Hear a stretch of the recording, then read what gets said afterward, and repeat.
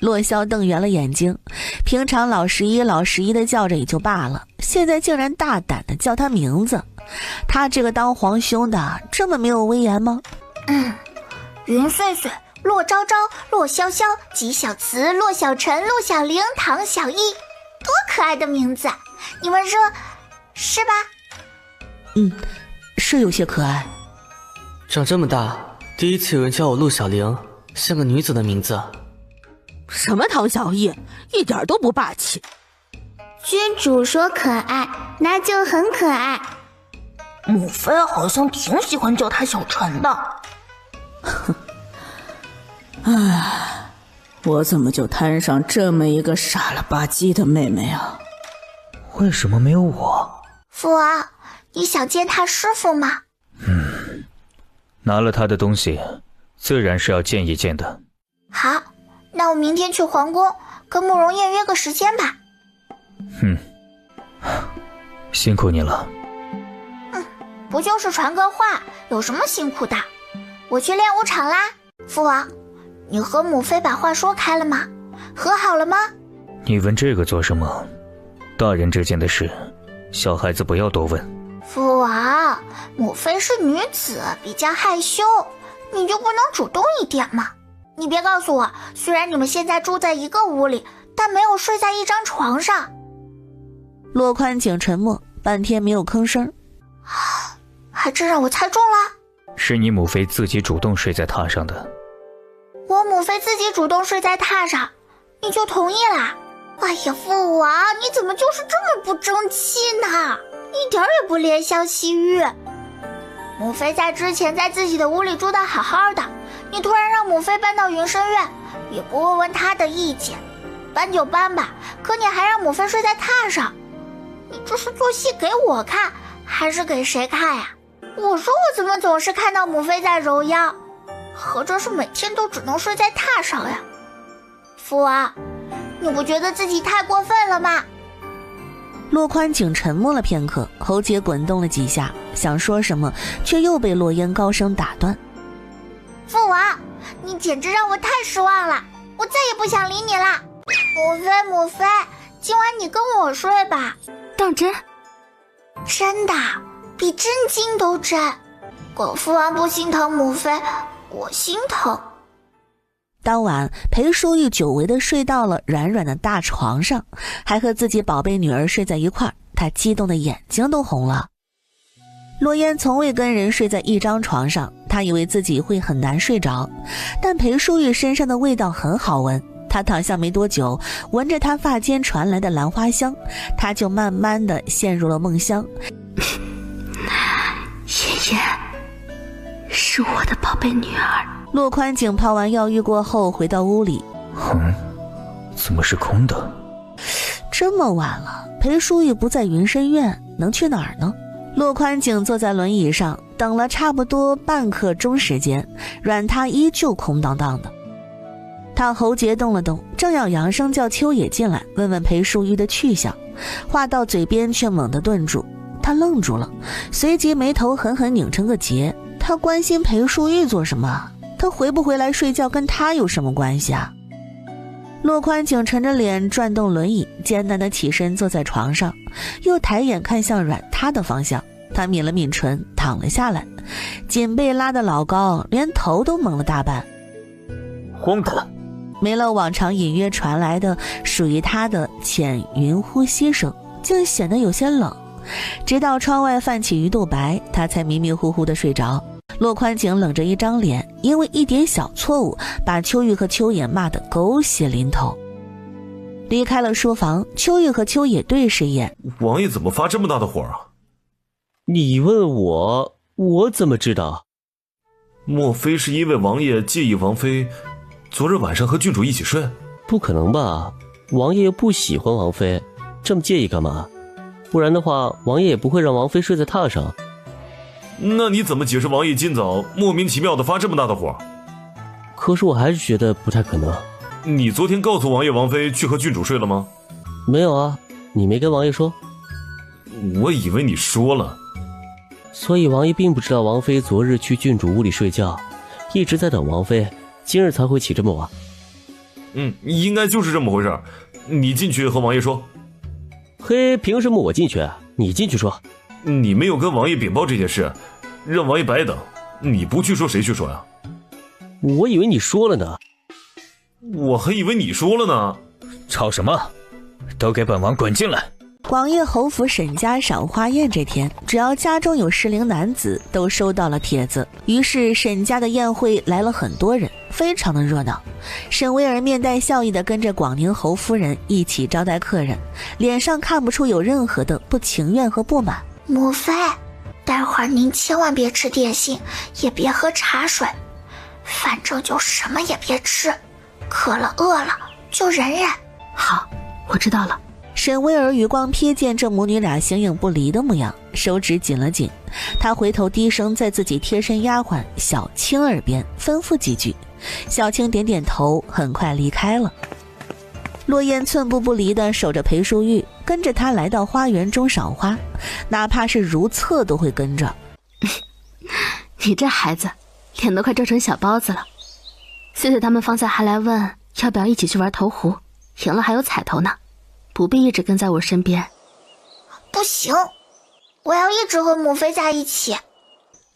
傻孩子，母妃心里有数。你看我这杯茶，自打进府我就没喝过，点心也只碰了自家带来的松子糖。再说了，这么多宾客看着，他沈薇儿就算有心思，也不敢当众乱来。落雁沉默，不怕1万就怕万一，反正不论裴淑玉怎么说，他都不离开。就在这时，远处忽然传来喵的一声轻叫，一只毛色油亮的白猫从廊下跑过，爪子上还挂着个小小的绒球。这猫怎么偷了小姐的绒球？长宁郡主，你能不能帮奴婢拦一下？这绒球是太后娘娘赏的，丢了要挨罚的。哼，本郡主堂堂皇家郡主，你是在吩咐本郡主做事。郡主恕罪，奴婢不敢，奴婢绝无此意。滚吧！花园里这么多的人，那猫偏偏跑到他脚下，那丫鬟偏偏让他拦住猫，没有这么巧合的事儿。丫鬟连滚带爬的起身，连猫都不敢再碰，慌慌张张的往后院跑了。这白猫是广宁侯夫人养的吧？瞧这毛色亮的，养的可真精细。可不是嘛，胖乎乎的，摸起来肯定软和。我家那小丫头要是见了，保准吵着也要养一只。落雁居高临下的看着脚边的白猫，看着是挺可爱的。他忍着撸猫的冲动，正要拉着裴淑玉的手离开，却不料方才还温顺蹭人的小家伙竟直愣愣的往裴淑玉和落雁的方向扑了过去。落雁反应极快，下意识挡在裴淑玉面前。郡主小心！风离大喊一声，飞扑上去，用自己的胳膊挡住白猫的攻击，但他顾不上手上的伤，一脚把还要发疯抓人的白猫给踹飞了。风离，怎么样？疼不疼？没事的，郡主，不用担心。快叫大夫！这猫怎么回事？疯了不成？正乱着呢，广宁侯夫人带着丫鬟匆匆赶来。啊，这是怎么了？我的猫平日里最温顺，怎么会伤人？温顺？我女儿的侍女被你家猫抓得见了血，方才这猫还要扑我家嫣嫣，若不是风离护着，今天这事还不知道要闹成什么样。落雁拉着风离往后站了站，余光瞥见人群外的沈维尔，他垂着头看不清表情。母妃，我没事，想来这猫应该也不是故意的。言罢，他看向广宁侯夫人，我的侍女为了保护我被猫抓伤了，侯府是不是应该要给她请一个大夫呢？啊，是，应该的。还有，我和母妃受到了惊吓，侯府是不是应该给我秦王府一个交代呢？啊，郡主说的是，改日我会亲自赔罪礼，上门给王妃和郡主赔罪。落雁笑了笑，没有再追究。广宁侯夫人长长的松了口气，吩咐下人去请大夫。风离，刚刚那猫，你觉得是冲着谁来的？是王妃。我？对，没错，就是你，母妃。广宁侯府是疯了不成？不行，嫣嫣，我们回府。不急，母妃，沈薇儿贼心不死，想要对你下手，一只猫能成什么事？抓伤侍女，顶多赔一些银子，这白猫应该只是幌子，沈薇儿真正的手段恐怕还没有使出来。咱们先不走，看看他还有什么招数。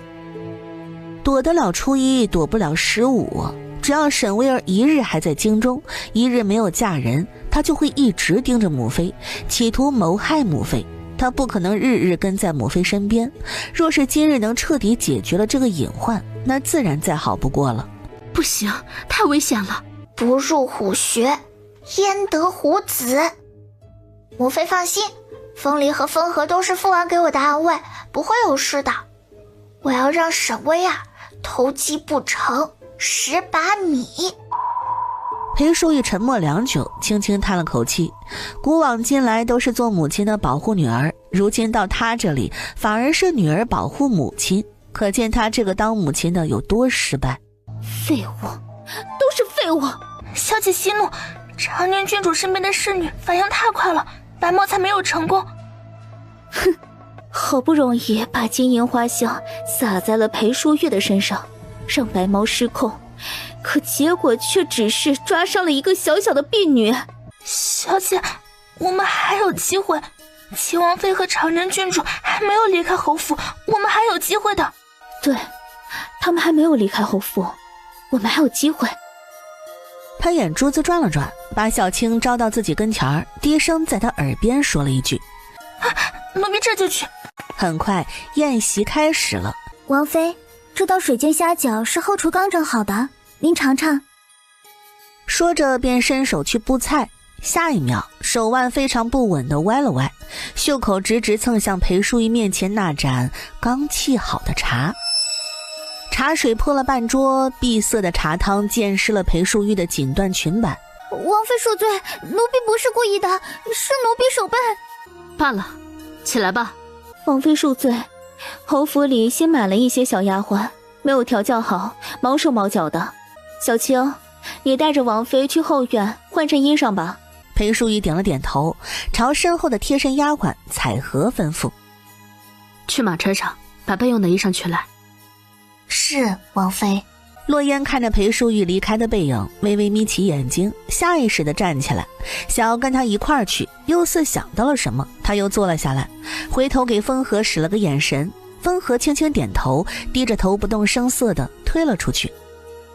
事情到了这个地步，洛烟已经知道沈薇儿要做什么了。父王说，对敌人的仁慈就是对自己的残忍，既然他不仁，那就别怪我不义了。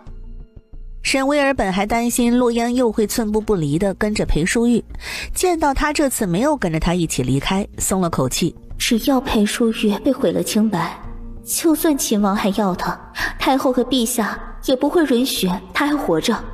时间一分一秒地过去，茶盏里的龙井渐渐凉透，又添了些热水，约定好的1刻钟早已过了。怎么回事？小青怎么还没有回来？又等了片刻，小青还是没有踪影。不行，他得亲自去看看。岁岁，我去更衣。更衣就是如厕。好的，郡主，你去吧。风和被他安排去保护母妃，为了以防万一，风离也被他安排过去。如厕过后，他也没有回宴席上，而是在去宴席厅的必经之路上等着。郡主，不好了，王妃中招了。什么？不是让你们去保护母妃的吗？母妃怎么还会中招？风和跟着王妃到了偏厅，可不知是谁放的迷烟，无色无味。风和没有察觉到，和王妃还有彩荷一起中招了。偏厅里藏着一个粗壮大汉，他给王妃喂了一颗药，要对王妃欲行不轨。风和身体对迷药有一定的抵抗力，但是药效太强了，没有阻拦成功，咬破舌头才清醒过来，把那人给打晕了。属下去的时候就看到王妃脸色潮红，眼睛都迷迷糊糊的，恐怕是中了催情的药。属下把风和掐醒，让他们先扶着王妃从侧门离开，避开前厅的宾客。你可遇到了沈薇儿？遇到了。属下知道是沈薇儿算计的王妃，就把她给打晕了，扔到了偏厅里。那个大汉也在偏厅，和王妃一样，中了催情的药。干得漂亮！走吧，我们回去。郡主不回王府吗？不急，风和带母妃回去，小魏大夫也在王府，吃了解药就好了，母妃不会有事。哼，只不过沈薇儿安排了这么大的一场戏，我不留下来看看怎么能行呢？风里点头，明白了洛烟的意思。回到宴席厅，洛烟已经平复好脸上的表情，看不出来任何异样，笑着和云之穗聊天。不到半个时辰，宴席快要结束了。广宁侯夫人看着裴淑玉的位置一直没人，就知道女儿的算计成了。她转头看向沈薇儿的位置，也没有人。她皱了皱眉，按下心中的恐慌，还是按照之前商议的，她带着众多夫人小姐去偏厅休息，吃一吃点心，喝喝茶。咦，怎么一直没看到王妃呀？我母妃身体不适，先回府啦。我还不想这么早回府。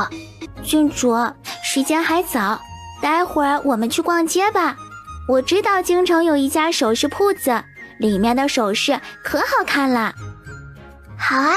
就在这时，前方忽然传来一阵尖叫，紧接着是连续的尖叫。洛烟眼睛一亮，拉着云之穗的手就冲到前面。只见偏厅里，屏风倒在地上，露出里面的情景。一个长相凶狠的粗壮大汉赤着上身，浑身横肉虬结，而沈家嫡女沈薇儿竟不着寸缕，两人正肢体纠缠着，鸳鸯倒凤。哎呀，这偏厅里啊，竟然摆放着这么一张宽大的床，真是好大一张床啊！沈薇儿迷迷糊糊间听到声音，勉强睁开眼，见满屋子人盯着自己，再低头看到身上的狼藉与身旁的壮汉，瞬间如遭雷击，尖叫一声便想缩进被褥里。可那壮汉似是被催情药迷了心智，此刻仍在拉扯，将他的挣扎衬得越发狼狈。广宁侯夫人终于从震惊中回过神，出去，都给我出去！哼，真是没想到啊，堂堂侯府嫡女竟然公然在这种场合上与人私会啊！闭嘴！哎，广宁侯夫人，不是我说你啊，既然你女儿喜欢那人，你就让她嫁了就是了，何必一直不答应她，让她留到如今这个岁数啊？如今她做出了这种龌龊事，毁的可是你们侯府的名声啊！此言一出，在场没有离开，正在看热闹的夫人们若有所思地看着广宁侯夫人。从前京城里有谣言说秦王和沈薇儿两情相悦，因为秦王妃横插一脚，所以沈薇儿至今没有定亲。可从上次宫宴来看，秦王并不喜欢沈薇儿，谣言都是假的，不攻自破。那么沈薇儿为什么一直不嫁人？难不成真的是喜欢屋里那个汉子？那个汉子浑身肌肉，一看就是做惯了苦力的人物，不是京城权贵之子。沈家不答应沈薇儿嫁给他也是正常的。今日表面上是赏花宴，但他们都知道是相亲宴。沈薇儿害怕自己被沈家把她嫁给别人，所以选择和她心爱之人生米煮成熟饭来威胁侯府。众夫人脸上表情一言难尽啊！让让，都让让！广宁侯面色铁青地挤开人群，看到屋内的景象时，身子晃了晃，险些栽倒。今日是我广宁侯府招待不周了，让诸位见笑，改日定登门道歉。侯爷，这可不是招待不周的事啊！沈小姐这眼光实在是让人意外呀！广宁侯的脸涨成了猪肝色，他狠狠瞪了眼屋内还在哭闹的沈薇儿，眼底满是失望与怒火，又对着宾客们连连致歉，只是那僵硬的笑容怎么看都透着几分狼狈。洛烟看完了这场戏，心满意足地笑了。穗穗，你母亲跟广宁侯夫人有仇吗？我听说广宁侯夫人曾经想要嫁给我大舅舅，当时我大舅舅已经娶了我大舅母，他就一直针对我大舅母，把我大舅母推进水里，差点把我大舅母给害死。你知道这叫什么吗？不等云之穗回答，这叫上梁不正下梁歪。郡主，今日我们还能去逛街吗？明天吧，明天不是还有1天假吗？好，听郡主的。王爷，不是属下不给王妃配解药，是王妃种的春药没有解药啊。这种春药是从苗疆那边传到中原的，叫做合欢散。我已经给王妃施针压制住毒性，但合欢散是必须要行鱼水之欢才可以彻底解开。废物！王爷，要不您就从了王妃吧，不然的话王妃真的会死的。洛宽景神色冷沉，半天没有开口。您与王妃是正儿八经的夫妻，还犹豫什么呀？王爷，总不能您给您自己戴个绿帽子吧？洛宽景脸一黑，魏兰用胳膊肘推了推秋玉。王爷，郡主马上就要回来了，属下觉得以郡主的性格，应该不会放任王妃不管的。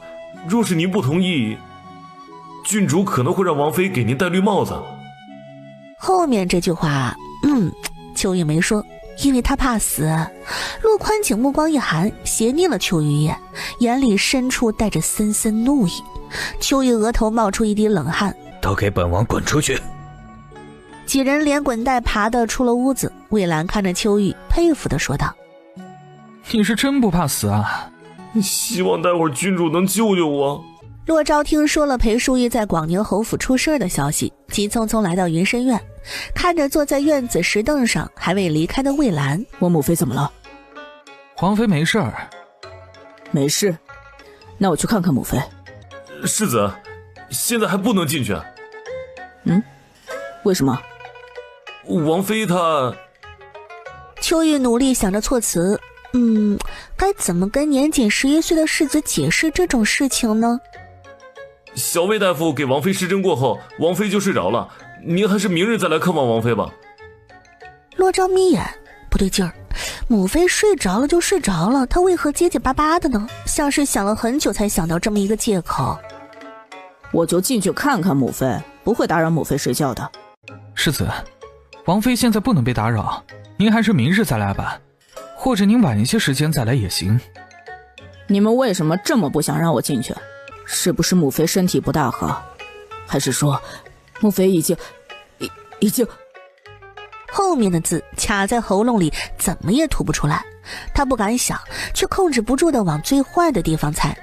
前世母妃精神失常落水淹死的一幕再一次浮现在他脑海里，心头慌张再也压制不住。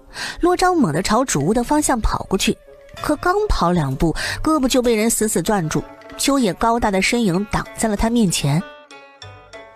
让开！世子，得罪了。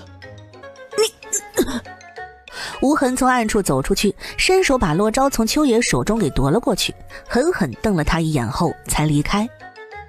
瞪我干嘛？以无痕的耳力，应该能听到主屋里发生的事吧？我要是不把世子打晕，那不就打扰王爷和王妃干正事吗？半个时辰后，洛烟才蹦蹦跳跳地回到王府，正巧遇到准备出云深院的彩荷。彩荷，母妃的身体怎么样了？小魏大夫给母妃看过了吗？彩荷脸颊微红，低着头，不知道该怎么跟年幼的郡主说这种事儿呢。关嬷嬷让她去吩咐大厨房做一些饭菜，中午王妃没吃什么，待会儿肯定会饿。你快说呀，小魏大夫不在王府吗？回郡主，小魏大夫在王府，他说王妃种的是合欢散。合欢散？竟然是合欢散，那不是只有行鱼水之欢才能解的春药吗？合欢散，这名字还挺符合这种药。郡主，待会儿王妃醒来会饿的，奴婢去大厨房了。行了，你去吧。走进云深院，瞧见了靠在树上抬眼望天的风和，风离立马走过去。什么情况？王妃种的是合欢散？是啊，我也没想到。那王妃呢？有王爷在，王妃不会出事的。王爷会同意？同意了。不同意，难不成王爷要给自己戴绿帽子？这边洛烟要去找裴淑玉看看她的身体情况，却不出意外的被拦住了路。郡主，王妃正在休息。啊，我就进去看一眼不行吗？魏兰说暂时不能被打扰。哦，那我去找父王。推开书房的门，洛烟左看看右看看，没有看到骆宽景的身影。除了吃饭睡觉，父王一直都待在书房里，现在竟然不在。萧玉师傅，我父王呢？他去哪儿啦？王爷他，哎，死脑子，怎么这么笨呢？他给秋爷使个眼色，快想办法哟！我能有什么办法啊？洛烟这个时候呢，终于察觉到不对劲儿了。秋野和秋玉都是父王身边最重要的2个心腹，只要父王出门，他们2个必定会跟着。可现在他们都在王府，那父王肯定也没有出门啊。洛烟挠着下巴，围着秋野和秋野转了一圈，又看了看院中没有离开的魏兰，最后把目光落在不远处脸上堆满了菊花笑的关嬷嬷身上。母妃中的合欢散是春药啊，没有解药的话，就只能行鱼水之欢。想到这里，洛烟来到魏兰跟前儿。喂，小魏大夫，合欢散有解药吗？没有。所以我父王和母妃……洛烟看着主屋紧闭的门，心里有一瞬的吃惊。哎呀，父王是自愿的吗？母妃醒过来后会是什么样的心情？想到这里，洛烟咬了咬牙，心里对沈巍儿的厌恶更加了一层。越想越气，洛烟朝空气喊了一声：吴海，你出来！郡主，你去保护那个泼了沈巍儿身子的壮汉，别让沈家把他给杀了。郡主，属下要保护你。有风离和风和在，不用担心。是。风离，你去让李管家把沈巍儿在宴会上发生的事都传出去，多传几个版本。版本里得掺些沈巍儿主动纠缠的说法，别太直白，要让听的人自己往那处想，让沈家迫于压力把沈巍儿嫁给那个汉子。是，属下这就去。小魏大夫，你手中有没有一种能让人对第一眼看到的人一见钟情，非他不嫁的药？等药效失去后，又会清醒过来。郡主，你说的倒不像是药，反而像是蛊。蛊？是苗疆那边传说中能控人心智的蛊虫？正是，我曾经跟着我爷爷去过苗疆，在那里待了一段时间。苗疆蛊虫多为诡异阴毒之物，像郡主所说的，对睁开眼睛看到的第一个人一见钟情，有非他不嫁的执念，事后又能让人清醒，大概率是禅心蛊。这种蛊需以施蛊者的心头穴喂养，种下后能强行扭转人的情志。可一旦蛊虫离体，被蛊操控时的痴念会变成噬蛊的痛感，轻者失去神智，重者怕是会直接失去性命。小郡主，你要给谁用？沈巍啊。小郡主，等王妃醒来，王爷会出手，您不必担心。父王动手和我动手并不冲突。可是这种蛊虫我也没有啊，我爷爷也不让我玩蛊虫，他说我没那个本事驾驭蛊虫。好吧。干坐着也是无聊啊，不如我给郡主讲讲苗疆的事吧。你讲吧。其实苗疆蛊虫也不全然都是害人的蛊，有些蛊反而能够护人。苗疆少主，郡主听说过吗？没有。魏兰看着凑过来的秋野和秋玉等人，眉眼笑开，缓缓道来：苗疆每个人出生都会养一只本命蛊，这蛊会跟着主人一起长大，主人活蛊活，主人亡则蛊亡。苗疆少主赫连星是个女子，她的本命蛊是苗疆最厉害的圣蛊，圣蛊能操控万蛊，是当之无愧的蛊中之王。简而言之，就是只要苗疆人有本命蛊，赫连星一个念头就能杀死那人。哇，这么厉害！所以苗疆的人虽然表面上称呼他为少主，实则他才是苗疆身份最高的人，没人敢背叛他。苗疆人不论男女，长相都很貌美，但除了能操控蛊虫以外，他们都不善战。苗疆周围有一个弹丸小国，想要霸占苗疆的地盘，抢夺苗疆女子，经常派兵去攻打苗疆。是赫连兴以圣蛊操控万蛊，引着满山毒虫围了上去，2万个成年壮汉尸骨无存。外面传言他们都被蛊虫给吃了，连骨头都不剩。从此之后就再也没有人敢去招惹苗疆，那个弹丸小国也被灭了。当时的赫连兴才7岁。我也听过这件事，操控万蛊啊，赫连兴是真的有那么厉害？反正我是这么听说的。你跟魏神玉去苗疆的时候，是不是见过那位少主？魏兰指尖一顿，想起当年在苗疆山林里的偶遇，不自觉打了个寒噤。见过一次，就那一次。我记到现在，因为操控圣蛊，他的容貌和我们普通人不同。他的头发是银白色的，像雪落在月亮里的光，特别扎眼。更吓人的是他的眼睛，通红通红的，像进了血，非常恐怖。我去山里采药，碰巧遇到了他。当时他的脚边围着上百只毒虫，正在啃食尸体。不对，不是尸体。那些人还会动会喊叫，可惜没用。毒虫一点一点地把他们吞进肚子里，他们就那么眼睁睁地看着自己身体被蛊虫吃掉。我当时吓住了，不小心惊呼出声。他发现了我，朝我走过来，用那双红色跟猛兽似的眼睛盯着我。天杀的，当时给我腿都吓软了。我以为他要让蛊虫给我也吃了。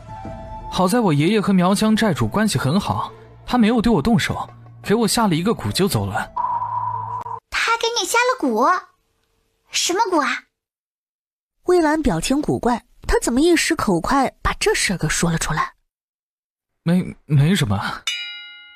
屋里，骆宽景深吸口气，把自己衣裳一件一件的脱落，留下亵衣，随后撑着手站了起来，坐到了床边。然后呢，接下来怎么做啊？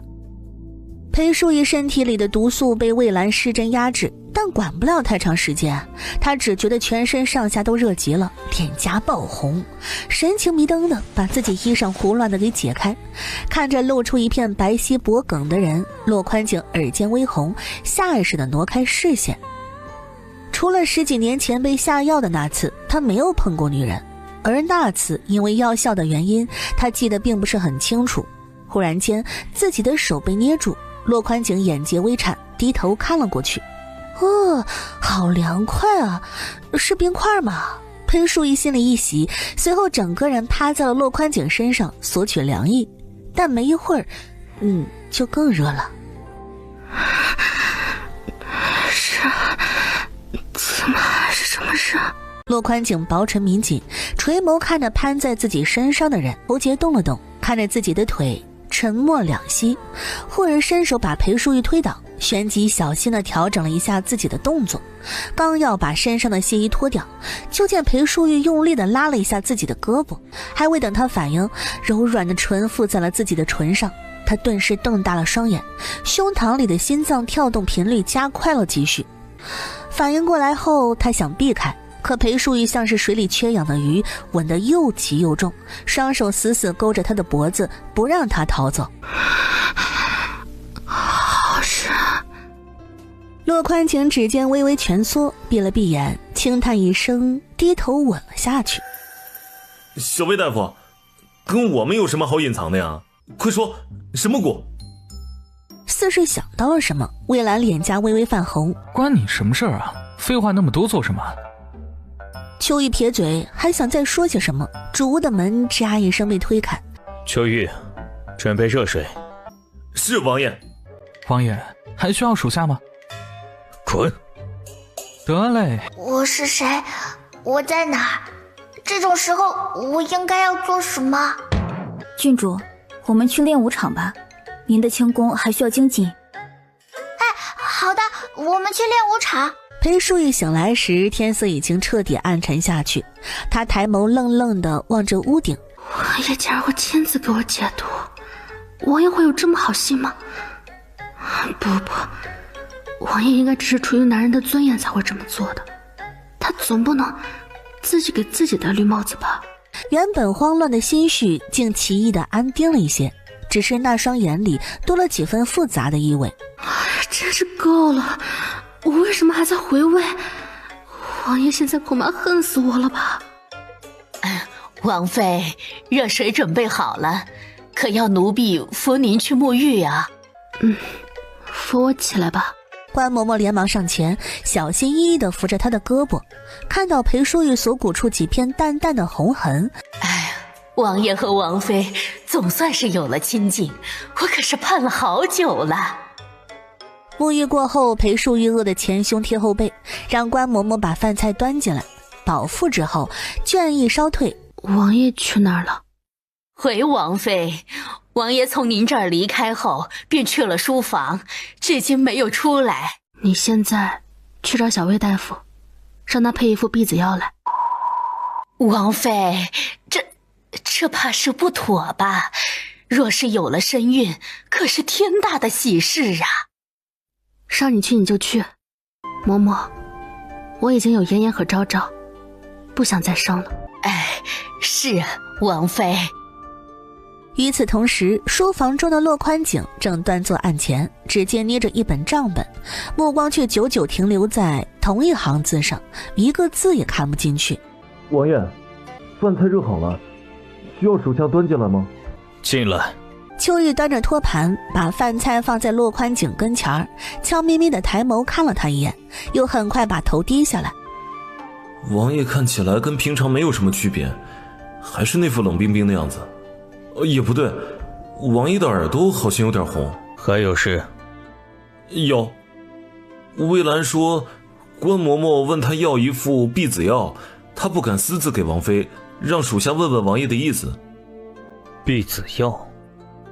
骆宽景眉心微蹙，重复这3个字时，声音淡淡的，听不出起伏。让魏兰把药给他。是。主屋中，裴淑玉还没有睡，半靠在床上，眼神时不时地落在屋门那边的方向。他在等一个消息。他心里虽然已经做定了主意，但却仍有一丝不易察觉的期待。直到门被轻轻推开，关嬷嬷端着一碗黑乎乎的药走进屋，药汁浓郁的苦涩气息扑面而来。裴淑玉眼中那点若有似无的期待，像是被冷水浇过，瞬间落了空。不等关嬷嬷开口说些什么，裴淑玉便起身走过去，没有丝毫犹豫，她仰头将苦涩的药汁一饮而尽。嬷嬷，去把王爷的床收拾干净吧，我去找妍妍。王妃，关嬷嬷拦都拦不住，王妃这脾气啊也是倔的，避子药说喝就喝了，丝毫不给自己留余地。洛烟是在洛昭院子吃的晚饭，他把在沈家发生的事儿一五一十的都告诉了洛昭。洛昭沉默了一会儿，所以那个时候秋玉他们一直拦着他不让他去看母妃，是父王在给母妃解毒。洛昭本来还对秋爷打晕他的事儿有些愤怒，现在他的尴尬更多了。若是他真的不管不顾闯进去了，他就没脸做人了，干脆一头撞死算了。幸好。哎呀，哥呀，你说这事儿怎么就变成这样了呢？父王会不会对母妃心中的芥蒂更深了？父王对母妃的芥蒂还少吗？你这么操心做什么？反正就算没这事儿，父王也不会喜欢上母妃的。洛昭昭，这是什么话？你看不懂母妃好是吧？难道我说的不对吗？洛言，你别把所有事情都想得太过天真了。我是一个男人，我了解男人，若是我被人算计了，我会痛恨他一辈子，哪怕后来查清楚这件事和他没有关系，我心中仍然会有芥蒂，不可能对他产生别样的情愫。我觉得就这样挺好的，反正沈薇儿这辈子也毁了，不可能再嫁进王府。若是以后父王腿好起来了，会纳妾，我就偷偷给那个女人下避子药。反正秦王府只能有我一个世子，也只能有你一个郡主。你可真行啊！你怎么不直接给父王下绝子药，一了百了？你说的有道理啊。与其一个一个的下避子药，不如直接给父王下绝子药啊。洛言看着他一本正经的模样，嘴角抽了抽。这个办法好啊，让我仔细琢磨琢磨，该怎么神不知鬼不觉的让父王喝下绝子药呢？不是，我就随口一说，抱怨2句罢了，你还当真啦？哥，你别乱来啊！给父王下药要是被发现，咱们兄妹2个就得重新再来一次啦。放心，我不会乱来的。哎呀，那就好，我还以为你真要……我会准备万全了再来，我要做一个万无一失、天衣无缝的计划，不会让他抓到任何的把柄。世子之争，向来如此，我绝对不会让任何人威胁到我的地位。那若是这次母妃怀孕了，给我们生下一个弟弟，你不会把他掐死吧？哎呀，胡说八道什么呀！母妃生下的孩子能跟那些机械生下的庶子相提并论？不早了，我回去睡觉了。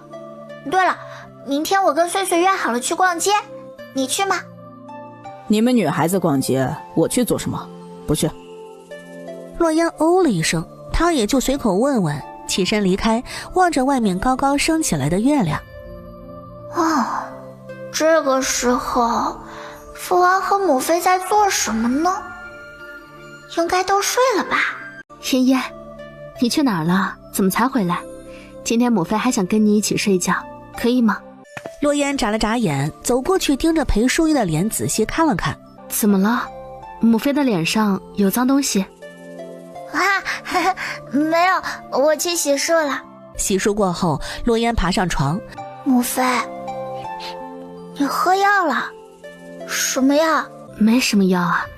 妍妍，母妃困了，我们睡觉好不好？母妃，你要是不说你喝了什么药，我就不让你跟我睡。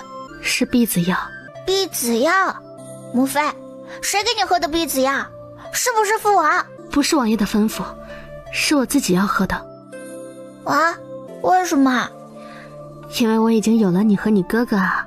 好啦，时辰不早了，我们睡觉吧。洛宽景在书房待了大半夜，烛火燃尽了2盏，岸上的凉茶饮了又续，才总算给自己做好了心理准备。事已至此，他总不能一直逃避啊，连自己的王妃都不敢见。她是自己明媒正娶的妻子，昨夜那般事本就是夫妻间再正常不过的情分啊。屋子空荡荡的，烛火只点了1盏，床上收拾得整整齐齐的床褥，锦被叠得方正，枕头上没有半分褶皱。秋玉和秋野今日跟他说，裴淑玉昨晚是睡在了洛烟的屋子，今夜应该也是如此。难不成以后裴淑玉都要睡在洛烟那边？那他让他搬进云深院还有什么意义呢？今夜他又失眠了，翻来覆去很久才睡着。混沌中，一个穿着湖蓝色衣裙的女子踩在青石板路上，朝着站在不远处的梅树下的男人走过去。她勾着男人的下巴，微微俯身，男人像被藤蔓缠住一般动弹不得，只能看着她俯身吻了过来。呼吸交缠时，他听见自己的心跳声，很急很乱。他把她带到屋内，帐内烛火摇曳，他看到她脸颊被映得泛红。洛宽景猛地睁眼，屋外天光大亮，他抬手按在胸口，指尖触到的衣料竟带着薄汗，连耳尖都烧得发烫。他竟然做了那种梦，而且梦中女子的脸是裴淑玉。洛宽景撑着手坐起身，掀开被褥看了一眼，又把眼睛闭上，沉默良久，他才缓过神。或许是因为昨日他给裴淑玉解毒的原因吧，他不确定地想。洛烟从练武场回来后，才瞧见了洛宽景从屋里出来。父王，早上好啊！洛烟，你年纪也不小了，总是住在云深院也不像个样子。从今日起，你就搬回你自己的院子吧。啊，父王，你要赶我走啊？不是赶你走，你今年11岁了，该学着打理自己的院落，学些规矩了。洛烟围着洛宽景的轮椅转了3圈，眨了眨眼，随即像是忽然想通了什么。我知道了，父王，你是不想让母妃总是跟我说一个屋吧？还没等洛宽景开口，洛言又拍了下手。哎呀，父王，你有这个想法早说嘛，早说我早就搬走了。胡说八道，本王何时说让你母妃跟本王睡一个屋了？父王，你说什么呢？我刚刚说的那句话是你不想让母妃跟我睡一个屋，而不是让母妃跟你睡一个屋。此话一出，洛宽景的脸上表情瞬间变得僵硬起来。周围听到父女二人对话的秋野等人鼓着腮帮子抬头看天。这天真蓝呢？你搬不搬？不搬。你刚刚不还说你会搬走吗？刚刚是刚刚，现在是现在，我改变主意了。云深院是本王的院子，你不搬也得搬。哦，那今后你给我的信也别怪我偷偷打开看。臭丫头，越来越会拿捏我了。说吧，你想要什么？我想要什么，父王都会答应吗？除了看信。我暂时想不出来，等我想出来了再告诉你。可以。得嘞，吩咐下去，搬家搬家。是，君主。洛言吩咐秀儿看着下人把东西搬到紫强院，他则是带着风离和风和二人去找云之穗逛街。玲珑阁是京城非常出名的首饰铺子，专做高门大户的生意，里头的钗环镯坠皆是精工细作，既有江南的婉约，又不失京城的大气，寻常人家连门槛都摸不着。郡主，这只点翠金钗好看，这个耳环也好看，是挺好看的。哟，这不是静和郡主吗？你哥哥做了那种伤天害理的事儿，你竟然还敢出来，真是不要脸。洛心眸色淡淡的瞥了眼雪山，把手中的玉镯放在专柜面前，声音没有半分波澜。多少银子？结账吧。300两。洛心身后的丫鬟拿出银子递给掌柜。静和郡主，有那么恶心又杀人如麻的兄长，你不觉得惭愧吗？洛心脚步未动，指尖攥着锦盒的力道却重了一些。那些失去女儿的家人永远都会活在痛苦当中，而你身为她的妹妹，却穿着绫罗绸缎，戴着珍贵的首饰，你就不觉得心里有愧吗？许小姐，陛下已经责罚了我父王，我兄长也失去了性命，你如今提起这件事，是故意来找我麻烦吗？不等雪山说话，他又道：无论如何，我也是皇室郡主，又岂是你区区一个臣子之女可以羞辱的？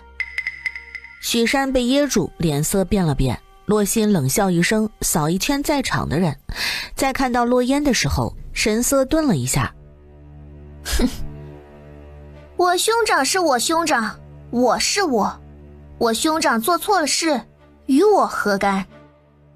撂下这句话，洛心拿着装着玉镯的锦盒就离开了玲珑阁。哼，不过是个落魄王府的郡主，有什么可生气的？我堂姐马上就是林王妃，说不定将来还是太子妃乃至皇后呢。郡主，你知道为什么许山会针对静和郡主吗？为什么？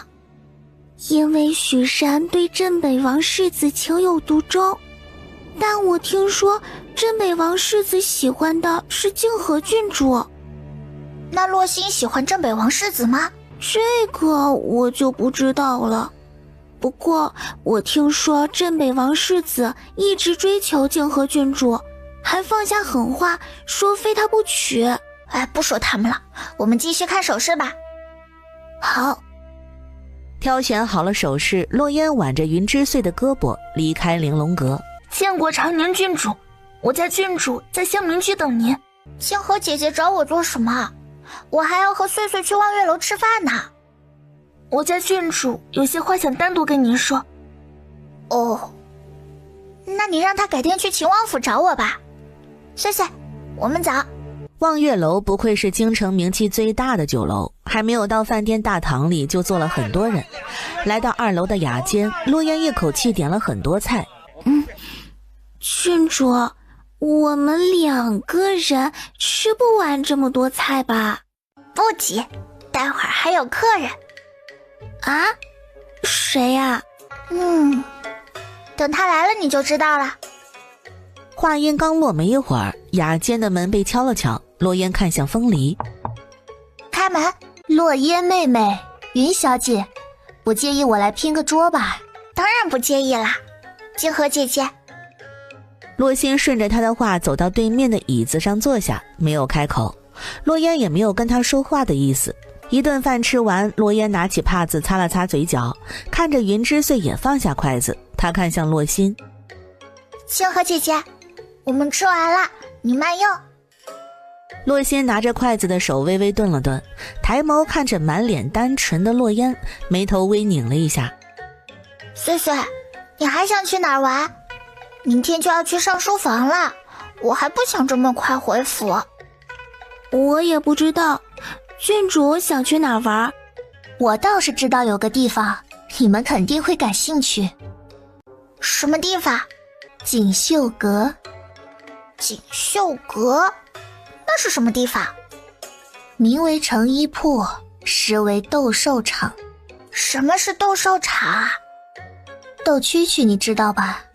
把蛐蛐换成猛兽。京城大多数世家子弟都爱去。星河姐姐，我和穗穗不喜欢看那些血腥的，晚上会做噩梦的。穗穗，我们还是去逛街吧。好的，郡主。两人起身就要离开。落叶，你就不想知道去年花瓶事件幕后真凶吗？洛烟脚步一顿，猛地回头看着洛心，眼里闪过一抹诧异。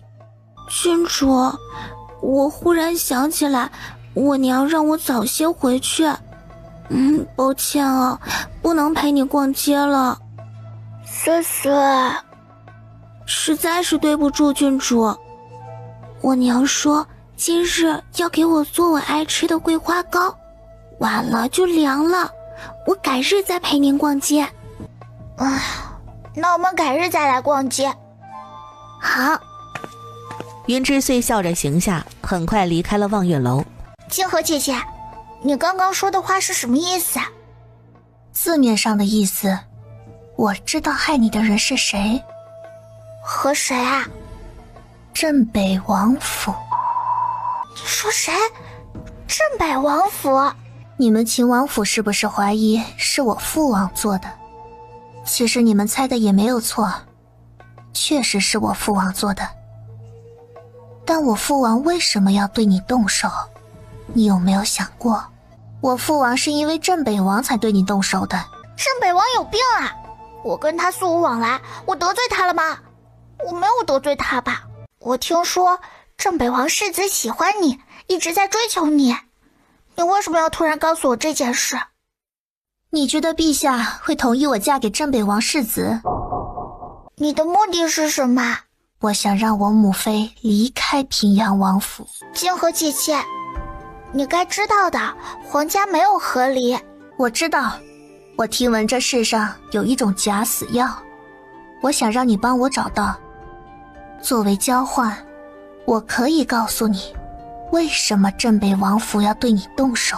我可以问一下金河姐姐为什么会找我吗？金河姐姐就这么信任我？我除了信你，还能信谁？我母妃病了，父王不让她医治，他在等我母妃病死，因为他需要利用我母妃的死，重开王府大门，重新回到朝堂上。他从未把我母妃当成自己妻子，也从未把自己的子女放在心上。我兄长是被他杀的，虎毒尚且不食子，可他却亲手杀死了自己的亲儿子。我和我母妃还有王府所有的孩子都是他手中的棋子，需要时会关心呵护，一旦没了用处，就会弃之敝履。镇北王世子爱慕我，呵呵，不过是借着我的手和他传信罢了。静和姐姐，你的意思我知道了，我会回去告诉我父王，等我消息吧。多谢落叶妹妹了。等我拿到了假死药，确认我母妃安然无恙后，我会告诉你一切真相。父王，我这里有一个好消息和一个坏消息，你想听哪一个？先听坏消息吧。坏消息嘛，是我秦王府肯定又有一个强大的敌人了。那好消息呢？好消息就是，我知道这个强大的敌人是谁。谁？镇北王府。你说，镇北王府？就是镇北王府。洛言简单的把洛星跟他说的那些话跟洛宽景复述了一遍。父王，我觉得静和姐姐没有骗我。洛宽景眉头越蹙越紧，脸色沉肃下来。如今的镇北王在还是世子的时候，一直生活在京城，在京城娶妻生子。他是老镇北王战死之后才去的边境，他和他没有交集，他确信自己没有得罪过他。洛言根本就没有见过镇北王，更不可能得罪过他。那么镇北王为何会对洛言动手？嘿嘿嘿，父王，小魏大夫能不能制作出假死药啊？静和姐姐说，只要拿到假死药，确认平阳王妃安然无恙，就会告诉我们镇北王为何会对我动手。假死药的事，本王会让魏兰去想办法。魏神医也快回京了，不用担心。那就好。父王，你的腿以后治好了，你会昭告出去吗？不会，只有本王是个站不起来的残废，那些人才会放心。那些人是哪些人？洛言，你还小，这些事不用你操心。你如今能做的，就是安全长大。洛言哦了一声，倒也没有多问，该知道他总会知道的。对了，差点忘记说了，我前几日和慕容燕约好了，6天后我们去玉泉寺见他的师傅。可以。出了书房，洛言打了个哈欠，正巧看到了走进院子里的裴淑玉。母妃，你知道吗？我今天搬出云深院了。妍妍，母妃打扰到你睡觉的吗？没有，绝对没有。那你为何突然搬走？母妃，你知道吗？是父王让我搬出去的。啊？王爷为什么要你搬出去？因为母妃啊。我怎么了？母妃跟我睡了2个晚上，父王有些吃醋了，所以才会让我搬走。我搬走啦，母妃就只能跟父王睡在一个屋里喽。你这丫头瞎说什么？王爷怎么可能因为我让你搬走？不可能，绝对不可能。怎么就不可能啦？母妃，你要对自己有信心。王爷那般厌恶我，怎么可能？母妃，你觉得以父王的性格，除了皇祖母以外，有人逼他做他不愿意做的事，他会不会妥协？不会。昨日母妃中药有2种办法，一是让母妃得不了解药暴体而亡，二是父王给母妃解药。父王选择了第2种。昨日皇祖母可不在场，没有人逼父王选择，是父王自己的选择。可能王爷是看在你和昭昭的面子上才帮我的。我和哥哥哪里有那么大的面子，让父王做出自己不愿意做的事？母妃，我要说的就是这么多，我走啦，你自己好好想想吧。妍妍，母妃也想跟你一起走。母妃，你长大了，你要学会好自己照顾自己，不能总是跟我黏在一起。撂下这句话，洛言狠心的转身离开。那今晚又要睡软榻吗？洛言说的那些话，裴淑玉半信半疑。王爷若是在乎他，昨晚为何不拦着那碗避子药呢？甚至一直待在书房，连问都不问一声，摆明了不想看到他。避子药太过苦涩，他不想以后再喝。把被褥抱到嫣然之前住的屋子。王妃，你……嬷嬷，我知道你要说什么，我不想以后再睡软榻了。把被褥抱走吧。洛宽景处理好公务，洗漱沐浴过后来到内室，看着依旧是空无一人的屋子，眸色沉了沉。他抬眸望着漆黑的夜色，又低头看了看自己残废的双腿，沉默很久，才离开轮椅坐在床上。这一晚依旧是过了很久才睡着。郡主，奴婢打听到广宁侯府沈家对外说，沈家小姐对那乡下汉子情有独钟，非他不嫁。那汉子是刘家村的一个猎户，姓刘，家里只有一个母亲和一个妹妹。奴婢听说刘家已经去沈家商议婚事了。速度这么快啊？外面还怎么传的？外面还说一朵鲜花插在牛粪上，不明白为什么堂堂侯府嫡女会喜欢上一个乡下汉子，不惜毁了自己清白也要嫁给他。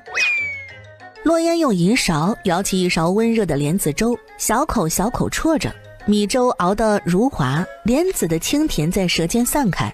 他满意的眯了眯眼。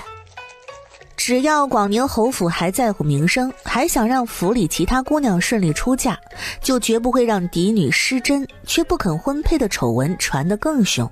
他们只能顺着流言，将沈薇儿风风光光的嫁给那个乡下汉子。这样一来也算是堵了悠悠众口，谁还会说沈薇儿是跟汉子通奸？广宁侯府沈家，沈薇儿割腕自尽了，幸好丫鬟发现的及时，把她给揪了下来。我的儿啊，你这是要做什么呀？你要丢下母亲不管吗？母亲，我的清白没了，您和父亲还要把我嫁给那个粗鄙乡下汉子，我活着还有什么意思？这只是权宜之计，为了堵住外面的悠悠众口，母亲不会真的让你嫁给他的。母亲不用瞒着我，我已经知道了，刘家已经来人下聘。侯夫人手指猛地一顿，她张了张嘴，想辩解些什么，说父亲和母亲真的要将我嫁给他，我宁愿去死。死？你算计秦王妃，怎么没有想过死字？你还嫌连累侯府连累的不够是吧？你知不知道外面如今怎么传的？如今倒是要拿死来威胁侯府。你最好祈祷你做的事够干净，若是让秦府查到蛛丝马迹，你也不用再嫁到刘家了，也不用在这虚死逆活，老子亲自打断你的腿，把你送到锦衣卫给秦王出气。侯爷，薇儿刚醒，身子还弱，你别这么对他。哼，他这样自私自利、胆大包天，都是被你给惯的。要不了多久，太后就会知道此事。若是太后知道你和他一起算计秦王妃，你们吃不了兜着走。不会的，不会的，太后是薇儿亲姑母，秦王只是太后养子，太后就算知道了，要偏心也是偏心薇儿呀。你懂什么？当年……话还未说完，他似是想起来什么，猛地闭嘴。总之，这段时间你就给我老老实实待在侯府，我最后再警告你一次，不要给我寻死觅活的，否则休怪我不客气。沈薇儿趴在地上，抬手抹了抹嘴角的血，目光落在广宁侯离开的身影上。父亲，明明这件事您也是默认的了呀，为何把所有的过错都推到了我身上？洛烟用了早膳就去找洛昭，把昨日遇到洛心的事跟他说了一遍。镇北王，你怎么确定他说的是真是假呢？他是平阳王府郡主，平阳王的亲生女儿。或许他跟你说这些，只是为了给平阳王开罪呢。哎呀，太她是平阳王府郡主，平阳王的亲生女儿，她也是平阳王妃的亲生女儿。我相信一个女儿维护母亲的心。哼，但愿如此。时间过得很快，转眼间就来到洛烟和慕容燕约定见面的日子。阿燕，你看看我这身衣裳精神吗？有没有一股长辈的风范？颜色正，绣工也细，只是长辈风范不全在衣裳。我知道，可今日秦王不是要来吗？总不能穿得太随意了呀。师傅，衣裳是衬人的，你坐在这里不说话也有沉稳气质，比衣裳更像长辈。哼，算你小子会说话。不过这颜色真的不扎眼？不扎眼。哎，他们怎么还没有来呀？不会不来了吧？秦王既然已经答应见面，那么自然不会食言。从秦王府到玉泉寺需要1个时辰的路程，师傅安心等着就好。话虽如此，但上官不喜实在是坐不住，一会儿站起来去药房里捣鼓药材，一会儿坐到慕容燕跟前儿，拿起白子跟他下2局，一会儿又去屋里照镜子，看看自己衣衫有没有乱。秦王府这边，父王，轮椅不带着吗？那等会儿去玉泉寺你怎么办呀？本王提前让秋野带着轮椅去了玉泉寺。6，我就多余担心。马车停在了玉泉寺后山庭院外，一个带刀侍卫候在庭院外，身边站着一个穿着绿色蟒袍的老头子。老头在跟秋野套近乎，但秋野双臂环胸，颇为冷傲。秋野知道老头就是续谷雪莲的主人，本来是没有对他这么冷漠的，但这老头吧，时不时地问他王爷的私事，他顿时心生警惕。在看到熟悉的马车驶过来，秋野长呼一口气，烈马拿着轮椅走上前，随后把骆宽景给背下来。上官不喜十分激动，上前一步，还没有凑近骆宽景，就被秋野挡住。这是把我当成坏人了吗？师傅，客人来了，还是让他们进来说话吧。对，咱们进来说话吧。秋野，不要无礼，进去吧。多谢老先生的续谷雪莲，老先生需要什么，本王可以为老先生寻来。我叫上官不喜。骆宽景眸色微正，上官这个姓氏可不多见。我有一个妹妹，叫做上官不悦。上官老先生想要本王为你找人？不，他已经死了。骆宽景更加疑惑，上官不喜主动约他见面，应该是有所求。拿了人家的续谷雪莲，他有什么想让他帮忙的，他不会不同意。可现在怎么竟说一些让人摸不着头脑的话呢？慕容燕看着上官不喜沉浸在自己的悲伤里，说了半天还是不说出重点，皱了皱眉，直接开口。秦王殿下，我师父的妹妹上官不悦肩膀上有一块小小的蝴蝶胎记，淑妃娘娘是沈家的养女，她的身上有一块一模一样的胎记。王爷若是不信，可以派人去查。沈家有一个伺候过淑妃娘娘的老嬷嬷，现在还活着。闻言，骆宽景瞳孔放大，神情满是惊愕，指尖微微发颤，他紧紧地盯着坐在他对面的上官不喜。喂，哥，先别说话。所以上官老先生约本王见面，是要与本王认亲。我上官家族世代从医，我却从小叛逆，弃医从武，离开上官家族四处闯荡。在得知上官家族一夜之间全族被灭赶回去时，已经晚了。我想要查明真相，为家人报仇，却处处被阻拦，被追杀，差点殒命。我本以为上官家族血脉从我这里断了，却意外查到不悦的消息。王爷，我没有想要与你认亲，我只是想见一见不悦留在这世上唯一的血脉。顺便提醒你一句，小心自己身边的人。好了，我的话说完了，你们可以走了。骆宽景薄唇微抿，眸子黑黑沉沉的，看不清有什么情绪。舅爷爷，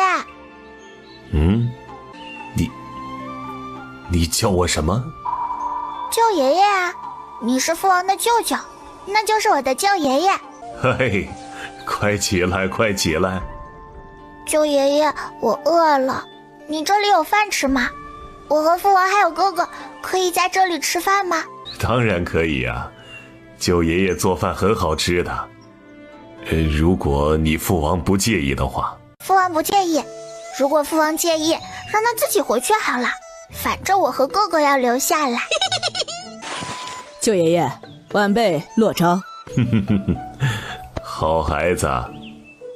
上官不喜拍了拍骆昭的肩膀，摸了摸他的根骨，习武天赋不错，不愧是他上官家族的后代。好孩子，走，跟舅爷爷去河里抓鱼去。好的，舅爷爷。看着骆昭和上官不喜离开，陆烟想了想，也跟了过去。亲王殿下，我师父从前并不知道淑妃娘娘还活着的消息，他曾经以为上官家族的人都死了。骆宽景指腹微动，没有说话，只是垂着眼。慕容燕不再多想，朝洛烟离开的方向追了过去。郡主，你去哪儿？去找舅爷爷和我哥啊。我师父和骆昭世子去河里抓鱼，但应该不仅仅是抓鱼。什么意思？师父应该要传授他一些武功心经。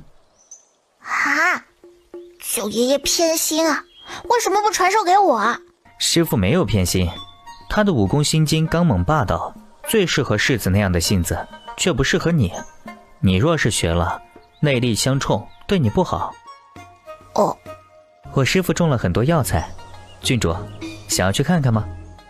好，去看看。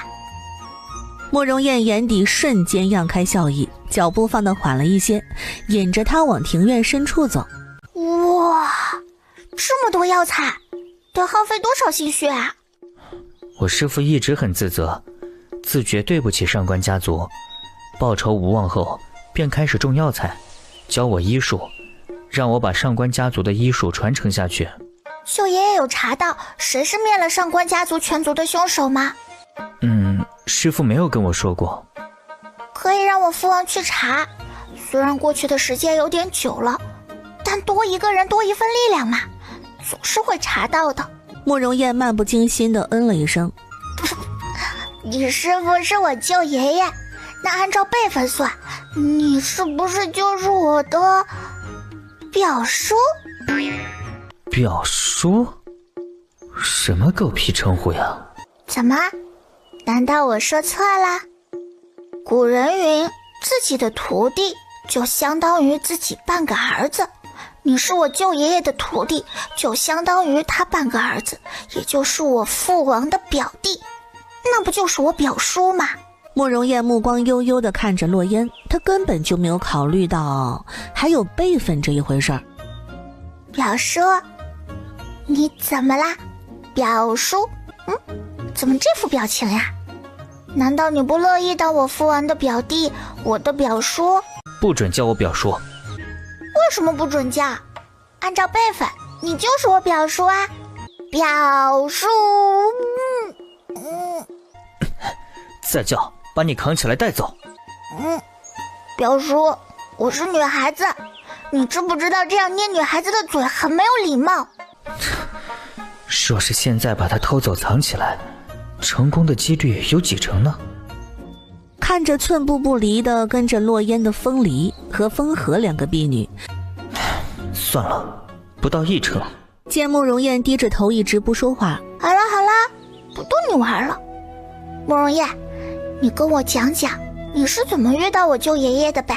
师父制作的药需要一味药材，只有皇宫里有，便去皇宫寻找，意外遇到了我，查到我的习武天赋不错，就收我为徒了。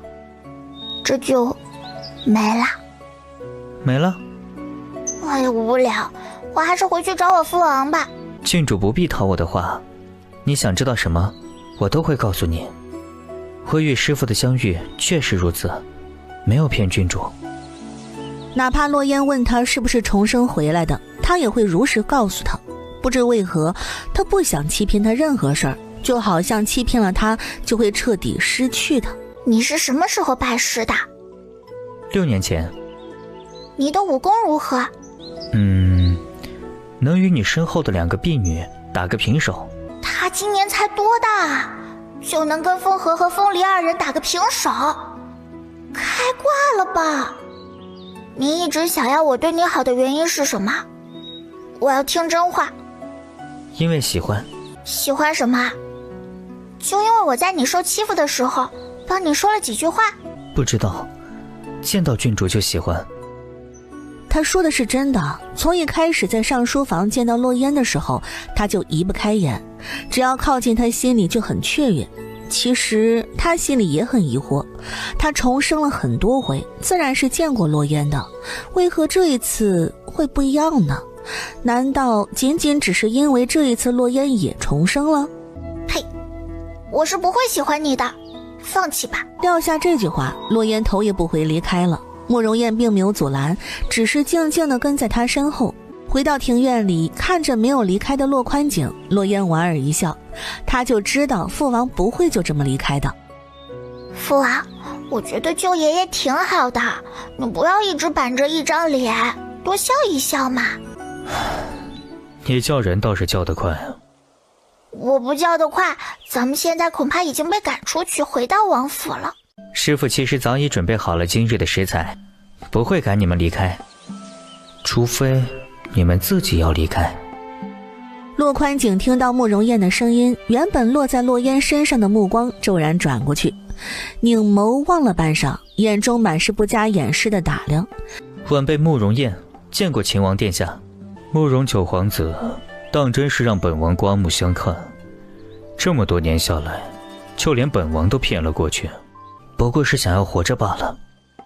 九皇子想要的恐怕远不止这些吧。不若本王助你回大钱，拿到你想要的东西。我想要的我自己会拿到，就不麻烦王爷了。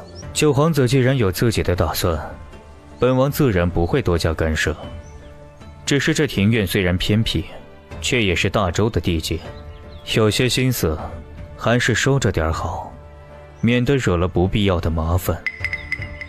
王爷，与其说这些无谓的话，不如我们来下一局棋。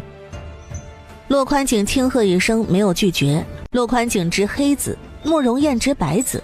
洛烟站在洛宽景身边，看着面前棋局，头脑发晕。他看不懂围棋啊。秋叶师傅，你觉得谁会赢？肯定是王爷。我也觉得父王会赢。父王再怎么说也比慕容燕多活了10几年，怎么可能连一个14岁的小屁孩都赢不了？慕容燕耳朵微动，听到了洛烟的这句话，她扯了扯嘴角，捻起白子，轻轻落在棋盘右下角。洛宽景眼底微光一闪，黑子落下，精准卡在白子斜对角，截断了对方初步的扩张之势。九皇子在皇宫扮猪吃虎，一直蛰伏，连下棋都这般步步为营啊！王爷过誉，不过是落子随心。话虽如此，他的棋路却暗藏章法，看似松散的白子渐渐连成引线，悄然将黑子的势力范围围了半圈。洛宽景指尖微顿，显然察觉到对方的意图，他抬眼看向慕容燕，见少年神色依旧平静，仿佛全然沉浸在棋局中。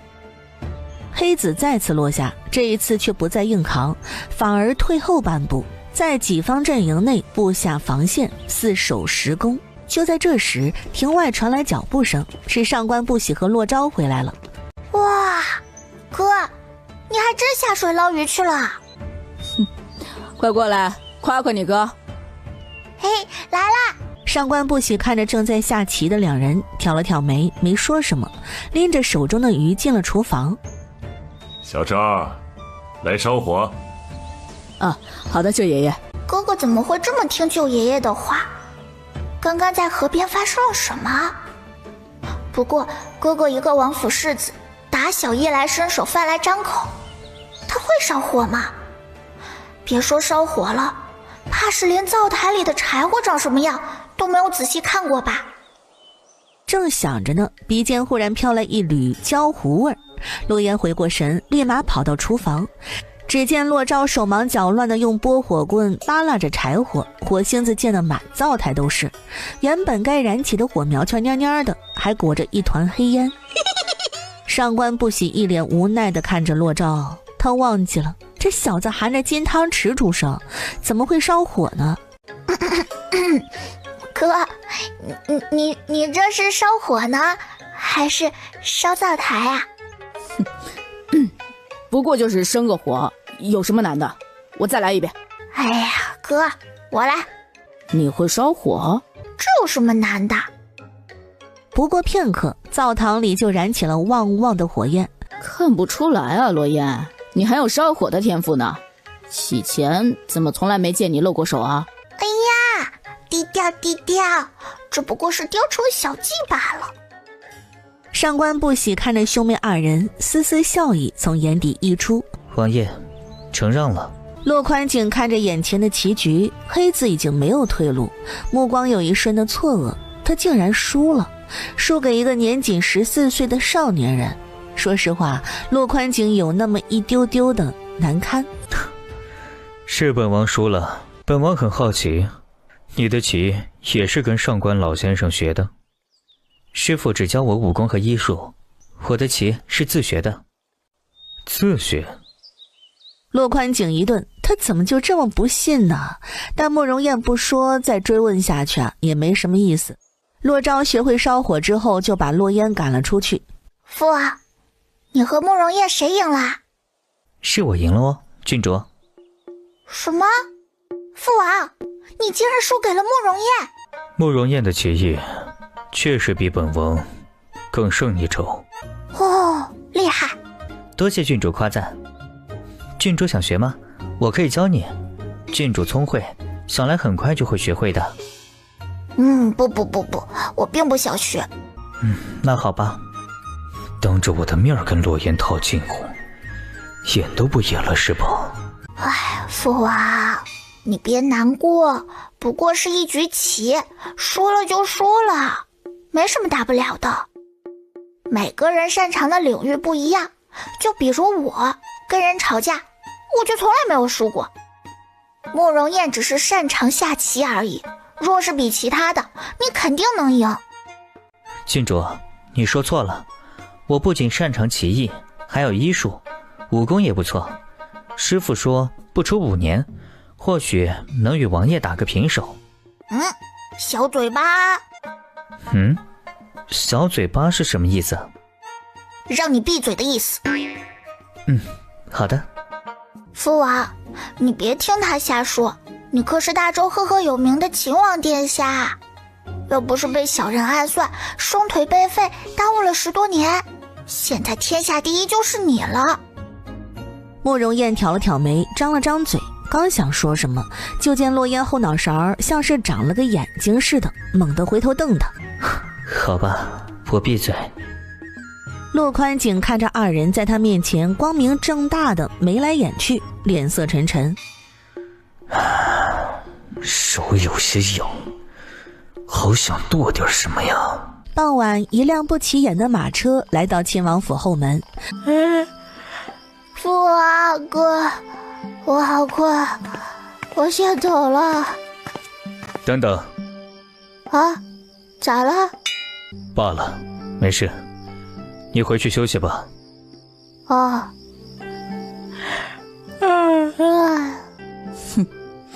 棋艺连慕容燕都不如，亏你还多活几年。你厉害，你去跟他比。我又不会下棋，比什么呀？洛昭不雅地翻了个白眼，随后大步流星地走进王府。洛宽景扯了扯唇角，被一个14岁的少年赢了棋，还被自己亲儿子当众嘲讽，活了30多年啊，他头一次这般清晰地感觉到挫败。问神医什么时候到京城？应该还有5天左右吧。让魏兰再传一封信出去，让魏神医3天内到京城。是。秋野应了一声，进府去找魏兰。王爷，广宁侯世子和京城一些纨绔在郊外赛马，不小心从马背上摔了下来，重伤。太医诊断，广宁侯世子的双腿再也站不起来，而且日后再也不能人道了。广宁侯也因为做错了事，被陛下贬官2级。去告诉广宁侯，若不想侯府偌大的基业毁于一旦，就风风光光的把沈薇儿嫁出去。若再敢出什么幺蛾子，便是太后都保不住他们。是。此时的广宁侯府，广宁侯夫人趴在床边，哭声响彻天地。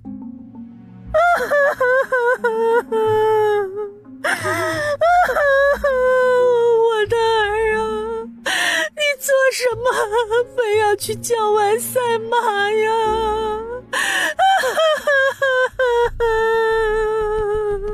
管家，备马车，我要进宫见太后。管家刚要应声，一支羽箭突然破窗而入，嘟的一下定在了堂中立柱上。来人，有刺客！府中护院和小厮们闻声赶来，瞬间将正厅团团围住。可众人戒备着搜遍了侯府内外，连半个刺客的影子都没见着。侯爷，您看。广宁侯顺着他的目光看去，才发现箭杆上竟绑着一张折叠的纸条。展开一看，上面只有寥寥数语，却让他大惊失色，捏着纸条的手微微发抖。算了吧，不必备马车了。管家观察到广宁侯眼神不太对劲，摆了摆手，让护院们退下去。派个人去看这大小姐，在出嫁之前别让她乱跑。侯爷，您之前不是说安排个意外，让那乡下汉子死在山上吗？计划有变，婚事如期举行，让那些人都撤回来。是啊，侯爷。你说什么？沈辉他怎么，姐姐不知道吗？大哥他从马上摔下来，不仅成了残废，以后也不能人道了。这一切都是拜姐姐所赐，是你毁了大哥。你胡说，沈辉自己摔下马，跟我有什么关系？姐姐，你当真以为我什么都不知道？若不是你非要去招惹秦王殿下，算计秦王妃，大哥怎么会变成这样？沈婷儿的每一字每一句都像重锤砸在沈薇儿心上，她张了张嘴想反驳，却发现喉咙发紧，一个字也说不出来。姐姐，你闯下这么大的祸，毁了大哥的一生，你对得起大哥吗？对得起侯府吗？别说了，你滚，给我滚出去！姐姐，你以为把我赶走，大哥的腿就能好吗？侯府的名声就能回来吗？你躲得了我，躲得过父亲和母亲失望的眼神吗？躲得了大哥躺在病床上连起身都做不到的模样吗？滚！哦，对了，我差点忘了，父亲让我好好的看着你，等灵王殿下的婚礼一过，就把你嫁过去。这段时间，姐姐就好好在屋里待着吧，可别又做出什么让父亲生气的事儿。母亲不是说这只是权宜之计，会让那乡下汉子死于意外吗？姐姐，你的清白都已经给了那乡下汉子，你不嫁给他，还能嫁给谁？不，你胡说，母亲答应过我的，我要去找母亲。蠢货，你把母亲唯一的儿子毁了，母亲怕是要恨死你了，你还想去找母亲？沈薇儿脚步猛地一顿，指尖微颤。姐姐，我劝你还是老老实实的等待出嫁吧，该给你的嫁妆，母亲自然会给你。等你嫁到了刘家，你就是当家做主的人。虽说是低家，但总不会被婆家欺负。你有什么不满足的呢？好了，该说的我已经说了，我还约了姐妹出去逛街。姐姐，你自己好好想想吧。怎么会这样？不过是想要嫁给自己喜欢的男人，难道真的是我错了吗？就在他满心悲凉之际时，哐当几声，偏厅的门窗竟在瞬间全部关闭，屋内顿时陷入一片昏暗。谁在那里？沈小姐，别叫，我是来帮你的。你是谁？这里是广宁侯府，护卫很快就会过来。你要是敢乱来，侯府不会放过你的。我是谁并不重要，重要的是我来给你一个不嫁给那个乡下汉子的选择。你为什么要帮我？你不露出真面目，我怎么知道你说的是真是假？又会不会害了侯府？沈小姐不必担心，我与你广宁侯府无冤无仇，又怎么会害侯府呢？与我有仇的是秦王。你说什么？沈小姐与我合作如何？等扳倒了秦王府，我就把秦王送到你手中，任你差遣，如何？我不会同意的。秦王殿下那般厉害，怎么会被你这种藏头藏尾的小辈打败？你这是自寻死路，还要拉上我？沈小姐，你最好想清楚，如今能帮你摆脱嫁给乡下汉子的命运，只有我。你不是想嫁给秦王吗？这么好的机会摆在你面前，能让你拥有秦王，让他只有你一个女人，你真的不好好考虑一下吗？沈薇儿咬了咬唇，她当然想嫁给秦王，她从小就爱慕秦王，做梦都想嫁给他。可如今她被毁了清白，侯府要放弃她，把她嫁给乡下汉子，已经没有机会了。眼前的男人跟她说，她将来会有机会拥有秦王，说不心动是假的。可秦王那般厉害，真能被打败吗？而且他还说他与秦王有仇，若是他杀了秦王，他还怎么拥有他？沈小姐放心，秦王与我有仇，但我不会杀了他，因为他还是我的情敌。你喜欢裴淑月？我要让秦王看着我是如何把他的王妃娶到手的。我可以答应跟你合作，但我要知道你是什么身份，不然的话，我怕你会过河拆桥。黑衣男人低头犹豫了片刻，还是抬手把面具给摘了下来。竟然是你！时光飞逝，不知不觉来到了云之岁生日这天。岁岁，君主，你来啦！岁岁，你快看，这是我给你做的生日蛋糕，漂不漂亮？哇，这个好漂亮，比府里做的寿桃糕精致多了。不过郡主，什么是生日蛋糕啊？生日蛋糕就是过生辰的时候吃的。等会儿我们点上蜡烛，你要先闭眼许个愿，再一口气吹灭蜡烛，这样的话愿望就能实现啦。许愿？那我要许3个愿望。1愿爹娘平安，2愿郡主天天开心，还有一个，希望以后每个生辰都能和郡主一起吃这样的蛋糕。岁岁，愿望说出来就不灵了呀，待会儿闭上眼睛，在心里默念。对了，郡主，世子，我来给你们介绍一下，这个是我大表姐潘夏寒，2表姐潘夏清，这是陆家姐姐陆文瑶。见过长宁郡主昭世子。不必多礼。季兰子和陆归灵他们在哪儿？我去找他们。他们在玩投壶。云之岁招来一个小丫鬟，你带着昭世子去找几少爷他们。是。洛昭跟着丫鬟走了，在场的就只有他们几个女子。几人来到侯府的一个凉亭里，小姐妹聚在一起的话题也多，从钗环转到衣裙，又从衣裙聊到了新开的胭脂铺，笑声像银铃似的飘出了窗外。妹妹，你这么热闹，怎么不叫上我？几人闻声望了过去，云之雪面带笑意地走过来。见过长宁郡主。多烟皱眉，不是因为云之雪，而是因为他身边的这个人是洛童。他已经很久没有见到洛童了，他今日怎么过来了？而整个人看着瘦了很多，似乎这段时间他过得非常不好。他过得不好，那我心情可就好啦。洛言，姑姑，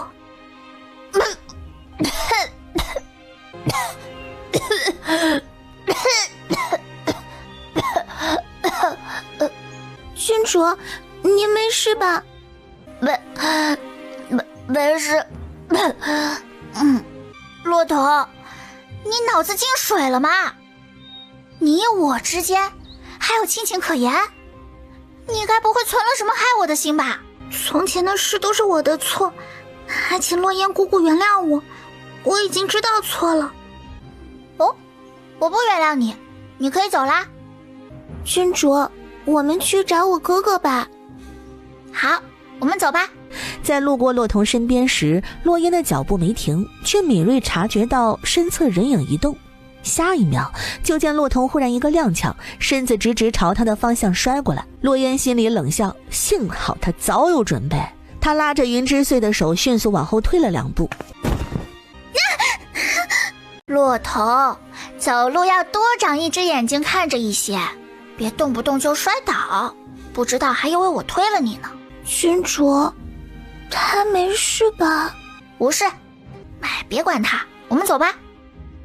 不到片刻，凉亭里就只剩下洛彤和云之雪。郡主，你没事吧？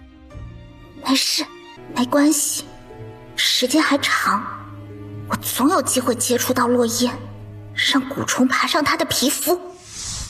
另一边，洛昭等人正在玩投壶。唐北翼和纪兰慈都是从小习武的，臂力与准头不相上下。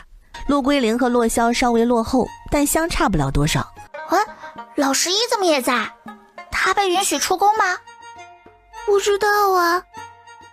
洛萧第一个看到了洛烟，立马朝他挥了挥手。老十一，你不行啊，你要输喽。你才不行，说什么晦气话？可你真的要输了，你落后他们太多了。哼，那是我让着他们，故意放水的。等着吧，我马上就追上去了。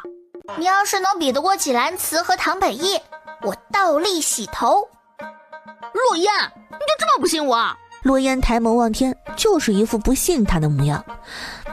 最后的结果不出所料，唐北翼得了第1，纪兰慈第2，陆龟灵第3，云嘉义第4，洛萧第5。洛萧萧，你输了，我不用倒立洗头了吧？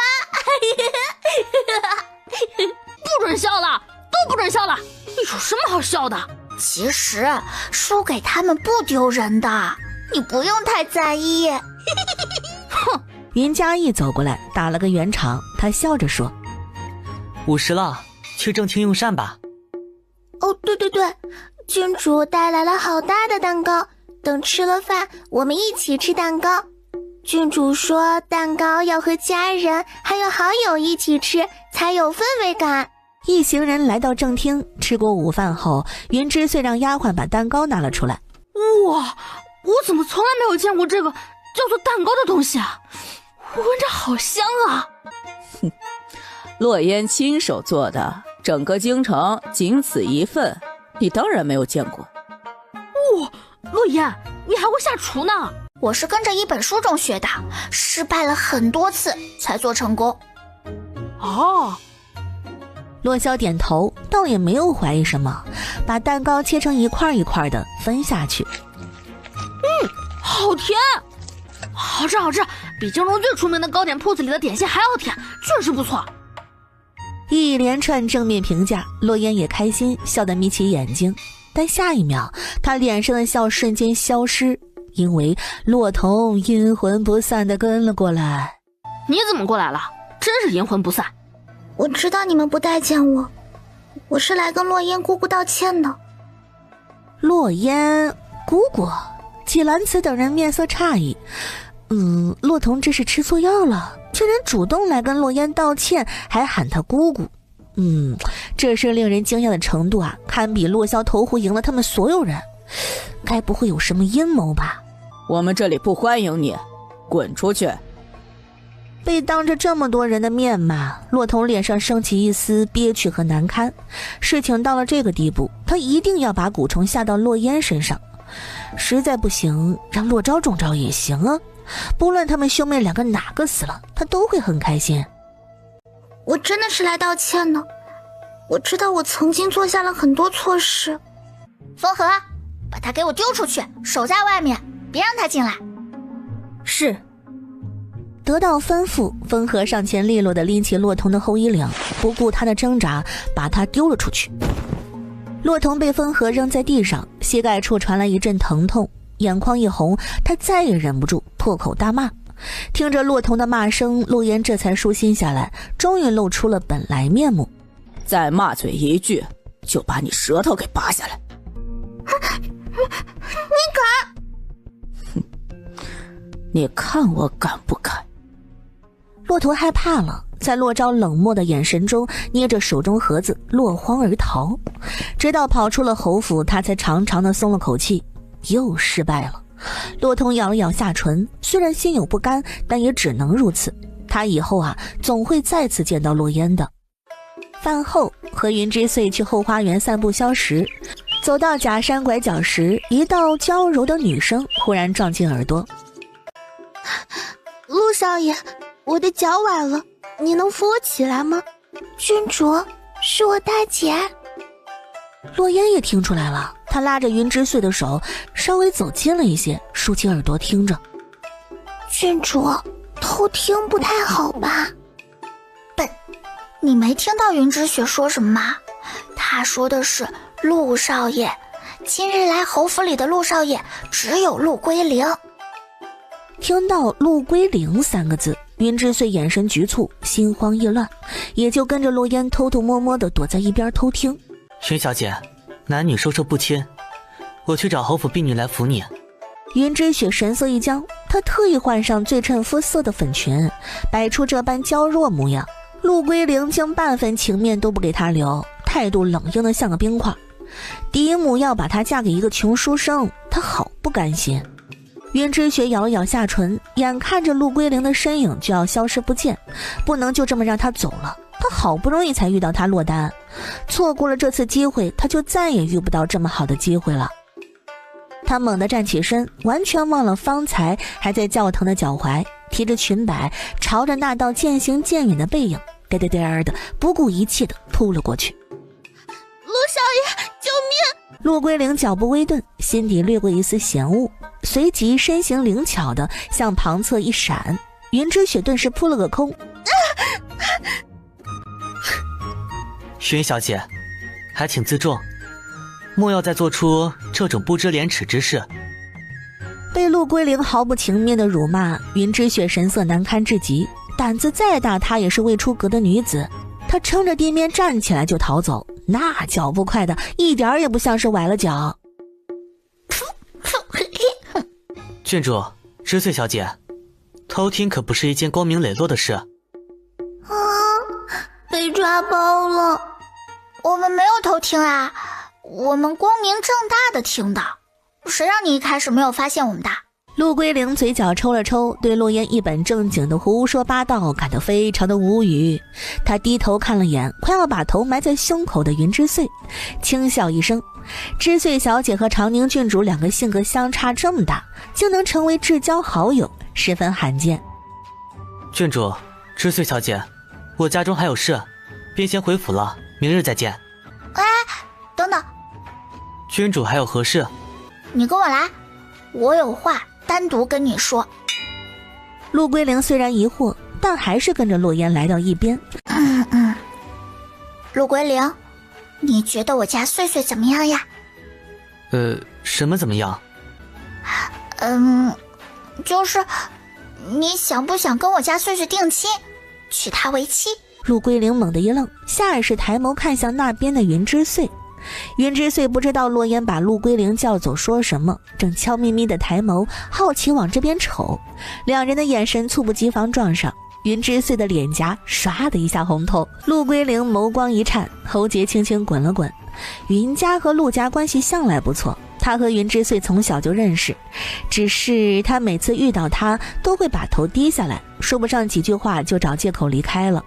他原以为他是不喜他的，可现在看来啊，似乎并不是这样。君主问过知穗小姐的意见吗？你的意思是，只要穗穗同意，你也同意了？你喜欢穗穗？我母亲很喜欢知穗小姐。话不用说得太满，都是聪明人。罗言懂了，朝他比了个 OK 的手势，随后蹦蹦跳跳地来到云之穗跟前，指尖拢在唇边，压低声音在他耳边飞快低语了几句。方才云之穗攥着裙摆深呼吸了好一阵，脸上的红润才慢慢褪去，心跳也渐渐平复。可在落烟的话后，他猛地睁大了眼，刚压下去的热度瞬间又从耳尖窜到脸颊，连鼻尖都泛了红。他下意识抬头，又一次撞进不远处陆归灵望过来的目光里。他目光温和，朝他微微扬唇笑了笑。他心头一颤，下意识回避视线，但又还是忍不住想多看一眼。穗穗，别看啦，明天去上书房还可以继续看，顺利的话以后就天天看，不仅可以看，还可以做别的。郡主，你又取笑我。穗穗，我帮了你这么大的一个忙，你该怎么报答我啊？你想要什么？我听说城南那个最好吃的糕点铺子里的桂花糕好像新出了馅，你明儿去上书房悄悄给我带2块来，这事儿就算扯平啦。我一定给郡主带的。爷爷，你怎么总是打扮成这样？要不是我来王府外接你，你指不定要被王府小厮给轰出去。嘿，臭小子，老头子我就乐意穿得这么破烂。怎么了？王爷已经等候多时了，爷爷快进来吧。哼，先带我去洗漱啊。还有，我饿了。知道了。魏兰带着魏神医去了他的院子，足足洗了3遍，才把身上脏污给洗干净。又吃饱了喝足后，才去银参院见骆宽景。骆宽景对魏神医很是客气，他把续骨雪莲给拿出来。真是没想到啊，找了这么久的续骨雪莲，原来就在郊外的寺庙啊。魏神医，续骨雪莲只有这么1朵。放心，这1朵就足够了，老夫保证不出半个月，你的腿啊就会恢复如初。多谢魏神医，什么时候开始治疗？我得准备准备，3天后吧。好。洛言回府知道魏神医来了，欣喜若狂，面带兴奋地跑到云深院。下一秒，脸上的笑慢慢地消失，因为他看到了裴淑玉从他之前住的屋子里出来。怎么回事？我不是都已经搬走了，母妃怎么还住在那间屋子？爷爷，你来找你父王吗？他在书房里。这个小魏大夫的爷爷来了，听秋月喊他魏神医。洛言没有着急去见骆宽景，而是眯起眼睛直勾勾地盯着裴淑玉。嫣嫣啊，你这么看着母妃做什么？洛言不语，只一味地盯着他看。裴淑玉沉默半晌，轻叹一声，牵着他的手来到屋里。嫣嫣，我这么做对我对你父王都好。自从发生上次那件事后，王爷对我的芥蒂恐怕就更深了。为什么？母妃，我跟你说过呀，是父王让我搬出云深院的，他就是为了能跟你单独相处。你为什么就是不信我呀，还要搬出主屋？爷爷还记得我之前跟你说的那碗避子药吗？记得呀。我让关嬷嬷去找小魏大夫要避子药，定然是瞒不住王爷的。可那碗避子药还是送来了。在王爷心里，我是你和你哥哥的母妃，秦王府的王妃，仅此而已。母妃，你有没有想过，父王并不知道那是你的试探，父王可能只是以为你不想再生孩子呢，所以才让小魏大夫把婢子药给你。妍妍，你不懂，你父王他……我父王咋了？没什么。莫非，你是不是不爱我了？怎么会呢？母妃最疼的就是你了。那你为什么就是不信我说的话？你还有事瞒着我，不肯跟我讲，你就是不爱我了。我就知道你一直都不爱我和哥哥，不然的话这10年你也不会放任我们不管，把我们扔给下人的，连一次想要的探望都没有。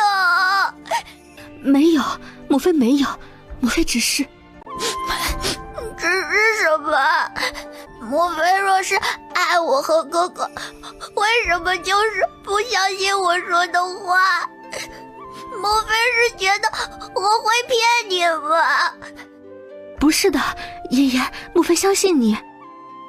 裴淑玉手足无措地给他擦眼泪，洛烟却猛地偏头，再次推开他的手。妍妍，你讨厌母妃了吗？对，我讨厌母妃。我……裴淑玉心头一凉，脸色霎时白了，嘴唇哆嗦着，竟说不出一个字。我讨厌母妃的懦弱、胆小。我看画本子的时候，最讨厌的就是明明长了嘴，却偏偏什么都不说的人。母妃想知道父王到底怎么想的，就把你隐瞒的事情跟父王都说出来呀。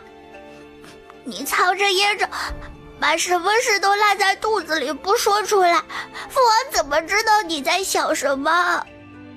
母妃，当年明明不是你给父王下药，为什么就是不跟父王解释，让父王一直误会至今？你明明很爱我和哥哥，为什么非要把我和哥哥扔给下人，不管不顾？你就是个懦弱的胆小鬼！对不起，爷爷。母妃，我们是一家人，不是吗？一家人有什么事是不可以敞开了说的？父王并没有你想象中的那么冷漠无情，你是有苦衷的，父王一定会原谅你的。母妃，你就听我的，去跟父王解释清楚当年的事，好不好？以后我们一家人就能圆圆满满的生活在一起了。见裴淑玉依旧沉默不开口，好吧，既然你还是不愿意说，那你能告诉我为什么不愿意说吗？如果母妃不想失去我这个女儿，就不要骗我。在我怀孕那年，被灌下了半碗堕胎药。什么？堕胎药？是父王送给你的？洛言神色愣愣，他明白了，他什么都明白了。为什么他说了那么多，母妃还是不相信父王？原来父王曾经给母妃送过堕胎药。父王这是有多讨厌，才会直接给母妃一碗堕胎药啊，还直接灌下去了半碗。这次母妃小心翼翼地用婢子药试探父王的心意，父王问都不问一声就同意了，母妃就因此封心所爱了。所以他把父王夸得天花乱坠，他也不信。父王，我有事找你。进来。洛烟推门进去，想了想，看着守在门外的秋野。秋野师傅，我想和父王单独说几句话，要不你先避一避。秋野一愣，拿不定主意，看向屋里的洛宽景。洛宽景眸中划过一抹诧异，这丫头不论之前跟他说什么，都没说让秋野和秋雨离开，这还是头一次这般要求。你先下去。是。洛言，你怎么了？父王，你很讨厌母妃吗？为什么会这么问？我刚刚去找母妃了，我问母妃为什么要跟你分开住，母妃说你讨厌她。父王，你真的讨厌母妃吗？洛宽景指尖微顿，墨色的眼底掠过一丝不易察觉的波澜。洛烟看着洛宽景拧眉沉思的模样，心里一喜，父王犹豫了，那也就是说，父王并不是像母妃说的那样讨厌他。或许从前是讨厌，但人心都会变的。现在的父王一定没有讨厌母妃，但父王是个骄傲的，肯定是说不出口。父王，你知道母妃为什么会认为你很讨厌她吗？因为母妃曾经被灌下了半碗堕胎药，再加上你上次又同意让她喝下避子药。本王当初以为他算计了本王，确实给他送过堕胎药，但不是被他太后拦下了吗？并没有喝吗？他想要避子药，本王给他，也错了。如果父王不信，可以派人进宫去问问皇祖母，母妃当年有没有喝下堕胎药。至于避子药，父王没有察觉到吗？那是母妃对你的一点点试探。小魏大夫是父王的人，母妃想要避子药，小魏大夫肯定不敢私自给他，一定会禀报你。可你同意了。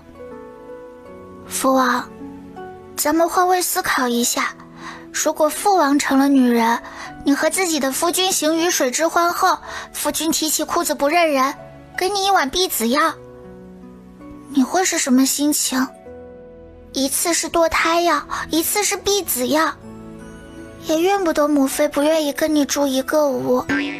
是你母妃主动要的，本王怎么知道她心里的想法？母妃主动开口要你就直接给啊，你好歹去问问母妃吧。你这跟画本子里提起裤子不认人的渣男有什么区别？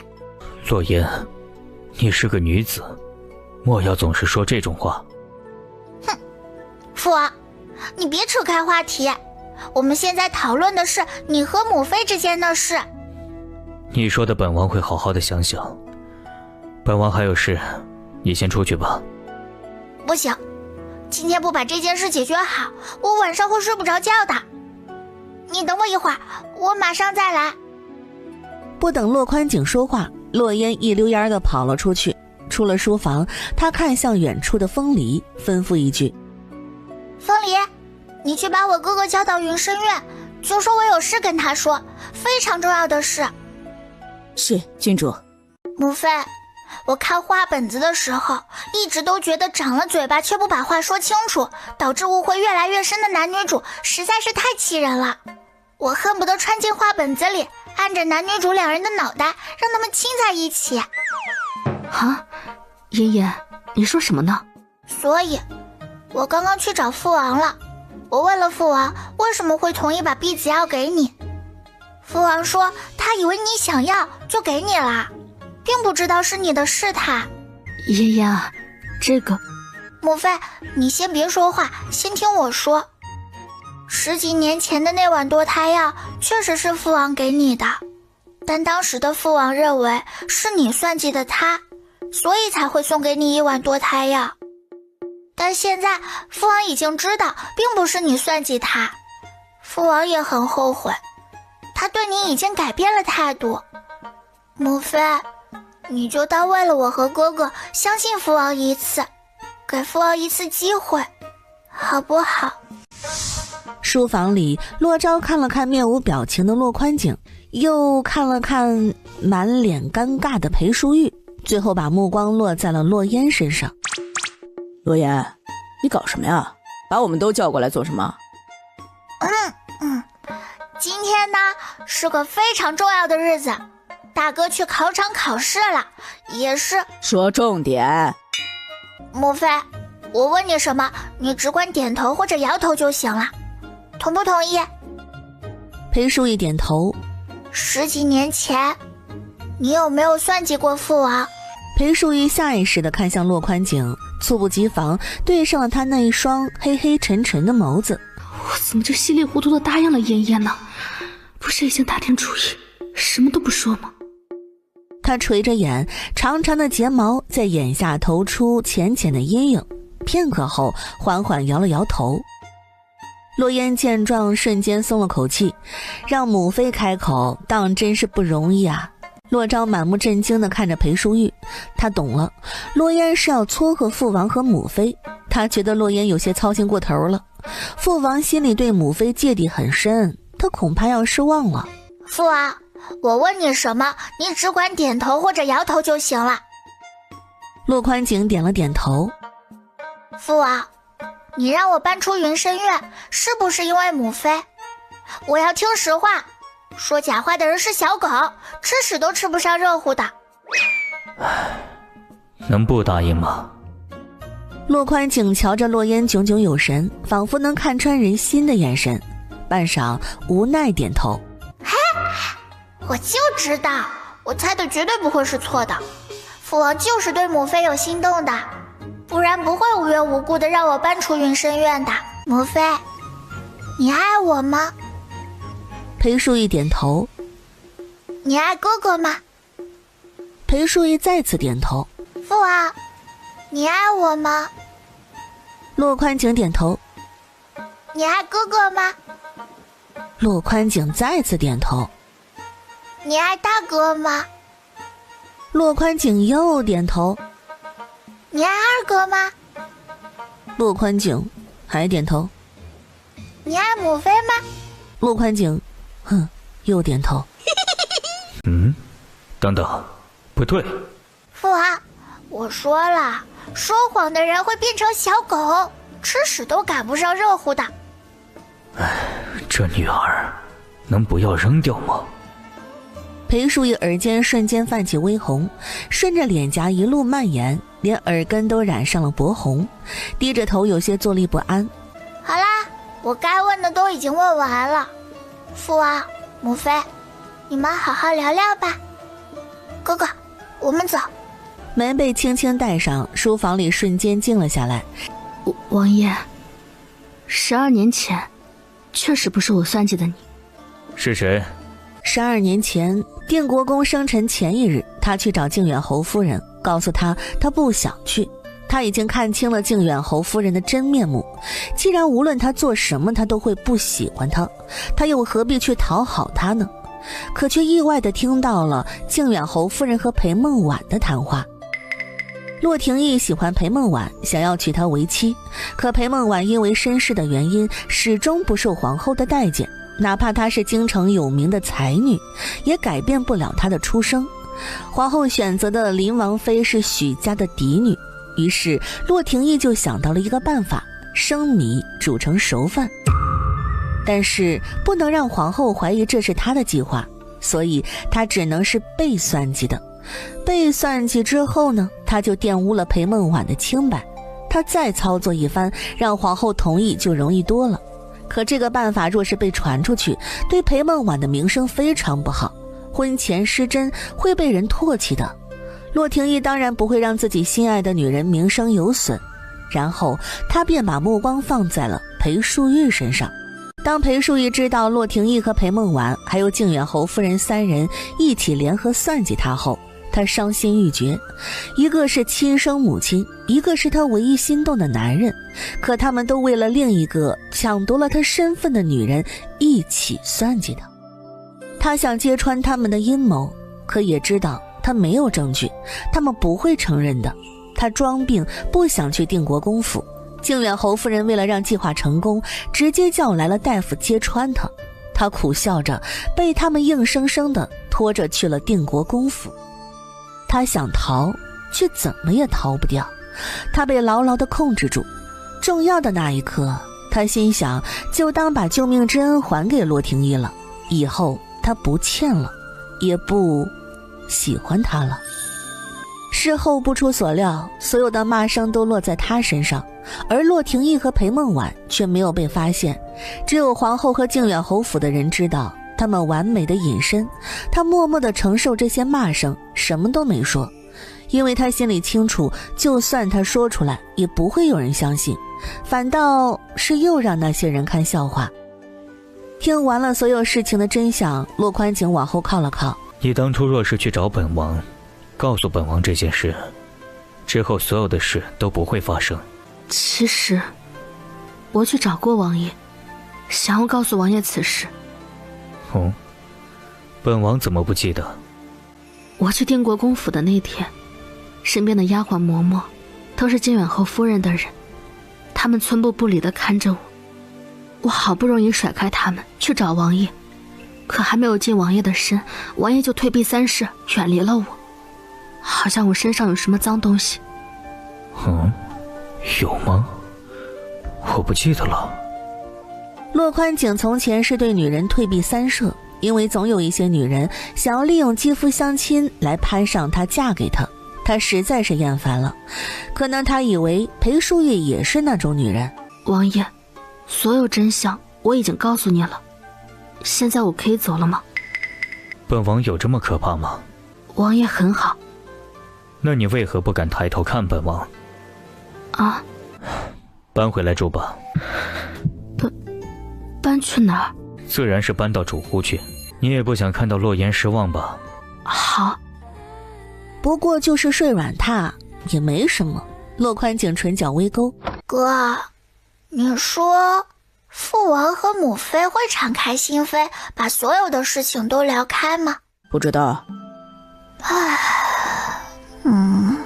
你为什么会认为父王会喜欢母妃呢？仅仅只是因为父王让你搬出云深院？父王这还表现得不明显吗？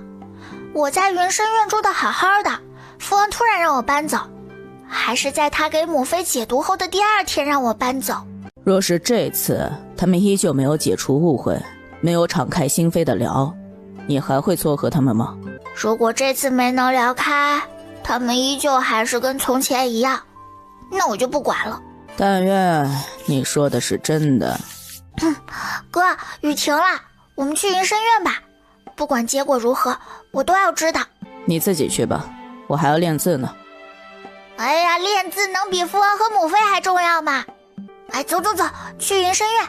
来到云深院，忽然看到关嬷嬷正在吩咐下人把被褥抱到主屋。哎，哥，你看到了吗？关嬷嬷让下人把被褥抱到了主屋，说明他们聊开了，都要住一个院子啦。洛昭眸中划过一抹诧异，还真说开了。关嬷嬷，郡主。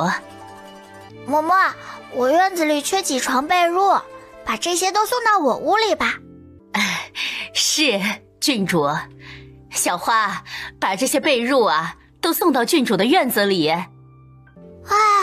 父母爱情还是多亏了我才能成功，这个家没有我是真的得散了啊。洛昭看着洛烟的这番操作啊，嘴角忍不住直抽抽，真不知道洛烟脑袋瓜子里怎么会有这么多鬼主意啊。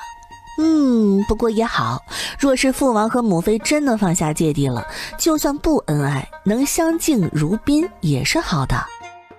关嬷嬷，他朝外喊了一声，可进屋的不是关嬷嬷，而是彩荷。彩荷，柜子里的被褥呢？奴婢不知。关嬷嬷呢？嬷嬷说她头有些疼，好像是着了风寒，已经下去休息了。怎么得了风寒？严重吗？回去看看。不严重，不严重。嬷嬷已经睡下了，王妃不用担心。嬷嬷应该是忘记了把被褥给抱过来，你叫上一个小丫鬟去把被褥抱过来吧。是。彩荷垂手应下，转身快步离去。片刻后，她回来了，但手中没有任何东西。东西呢？王妃，奴婢去了，但那间屋里没有被褥。没有？怎么可能？是真的没有，那间屋里什么都没有了。彩荷，下午嫣是不是来过云深院？彩荷点头。行了，你下去吧，我知道了。是。裴淑仪眼神愁容，看了眼干干净净的床榻，深吸口气。罢了，不管了，今晚横竖是不能睡在软榻上了，没有被子我会被冻死的。忽然他鼻尖萦绕起一缕清冽的香气，是被子上独有的松雪味道。紧绷的神经慢慢松弛下来，不过片刻功夫，呼吸便变得绵长而均匀，竟就这般沉沉睡了过去。等骆宽景进屋后，便看到床榻上那团凸起来的身影。骆宽景眸色微正，推着自己轮椅来到床边，静静地看了他许久，这才撑着手站了起来，忍着腿上的疼坐在了床上。王爷，睡吧。就这不对，我在期待什么？裴淑玉眨了眨眼，随后轻轻吐气，也慢慢地躺了下来。习惯了一个人睡觉，旁边有个活人，非常的难受不自在。骆宽景平躺着，他的睡眠质量本就不好，也没有睡着。他也习惯了一个人睡觉，这床虽宽，但多了个人，却总觉得空气都变得局促起来，浑身不自在。等到耳边的呼吸声逐渐均匀沉缓下来后，骆宽景紧绷的身体才慢慢放松下来。他转过头，透过窗外映照过来的月光，看到了里侧的人。原来他的睫毛这么长，眼底的冷漠悄然褪去，只余下一点说不清的柔和。不知不觉间，他也熟睡过去。翌日，裴淑玉迷迷瞪瞪地睁开眼睛，就看到身侧一张熟悉的侧颜。我和王爷睡在一张床上。他心跳如雷，忽然间他发现他是睡在里侧的，若是他要下床，只能从王爷的身上爬过去。他尽量避开他的身体，手臂微微发抖，每挪动一寸都觉得格外艰难。好不容易挪到床边，刚要落脚，你在干什么？他的心瞬间提到了嗓子眼儿，脚下一滑，一个没稳住，咔叽一下摔下了床。你想出去，叫本王一声就行了，这么偷偷摸摸的做什么？我怕打扰王爷休息。不会。王妃，怎么了？进来。彩荷得到吩咐，推门进入。快扶我去内室。王妃，您这是怎么了？没事，就是不小心撞到了桌角。待会儿你去小魏大夫那儿拿一瓶活血化瘀的药膏来。是。骆宽景听着主仆二人的对话，眉心微微蹙了蹙。春闱需要连考9天，上书房也放假9天。陆言练完武后觉得无聊，想到昨日发生的事儿，就准备去云深院看看情况。正巧遇到了从魏兰那里拿药的彩荷。这是什么呀？莫非受伤了？王妃的腰不小心撞到了桌面，这是奴婢从小魏大夫那拿的活血化瘀的药。不小心撞到了桌角？怎么个不小心法？不会是他想的那样吧？彩荷，昨天晚上母妃是跟父王睡在一个床榻吧？彩荷红着脸，郡主怎么能这么直白地说出来？她轻轻点头。嘿，走吧，带我去找母妃。是。来到云深院，洛言找到正在吃早膳的裴淑玉，坐在他对面，双手撑着下巴，眼睛笑眯眯地盯着他看。妍妍，你看什么？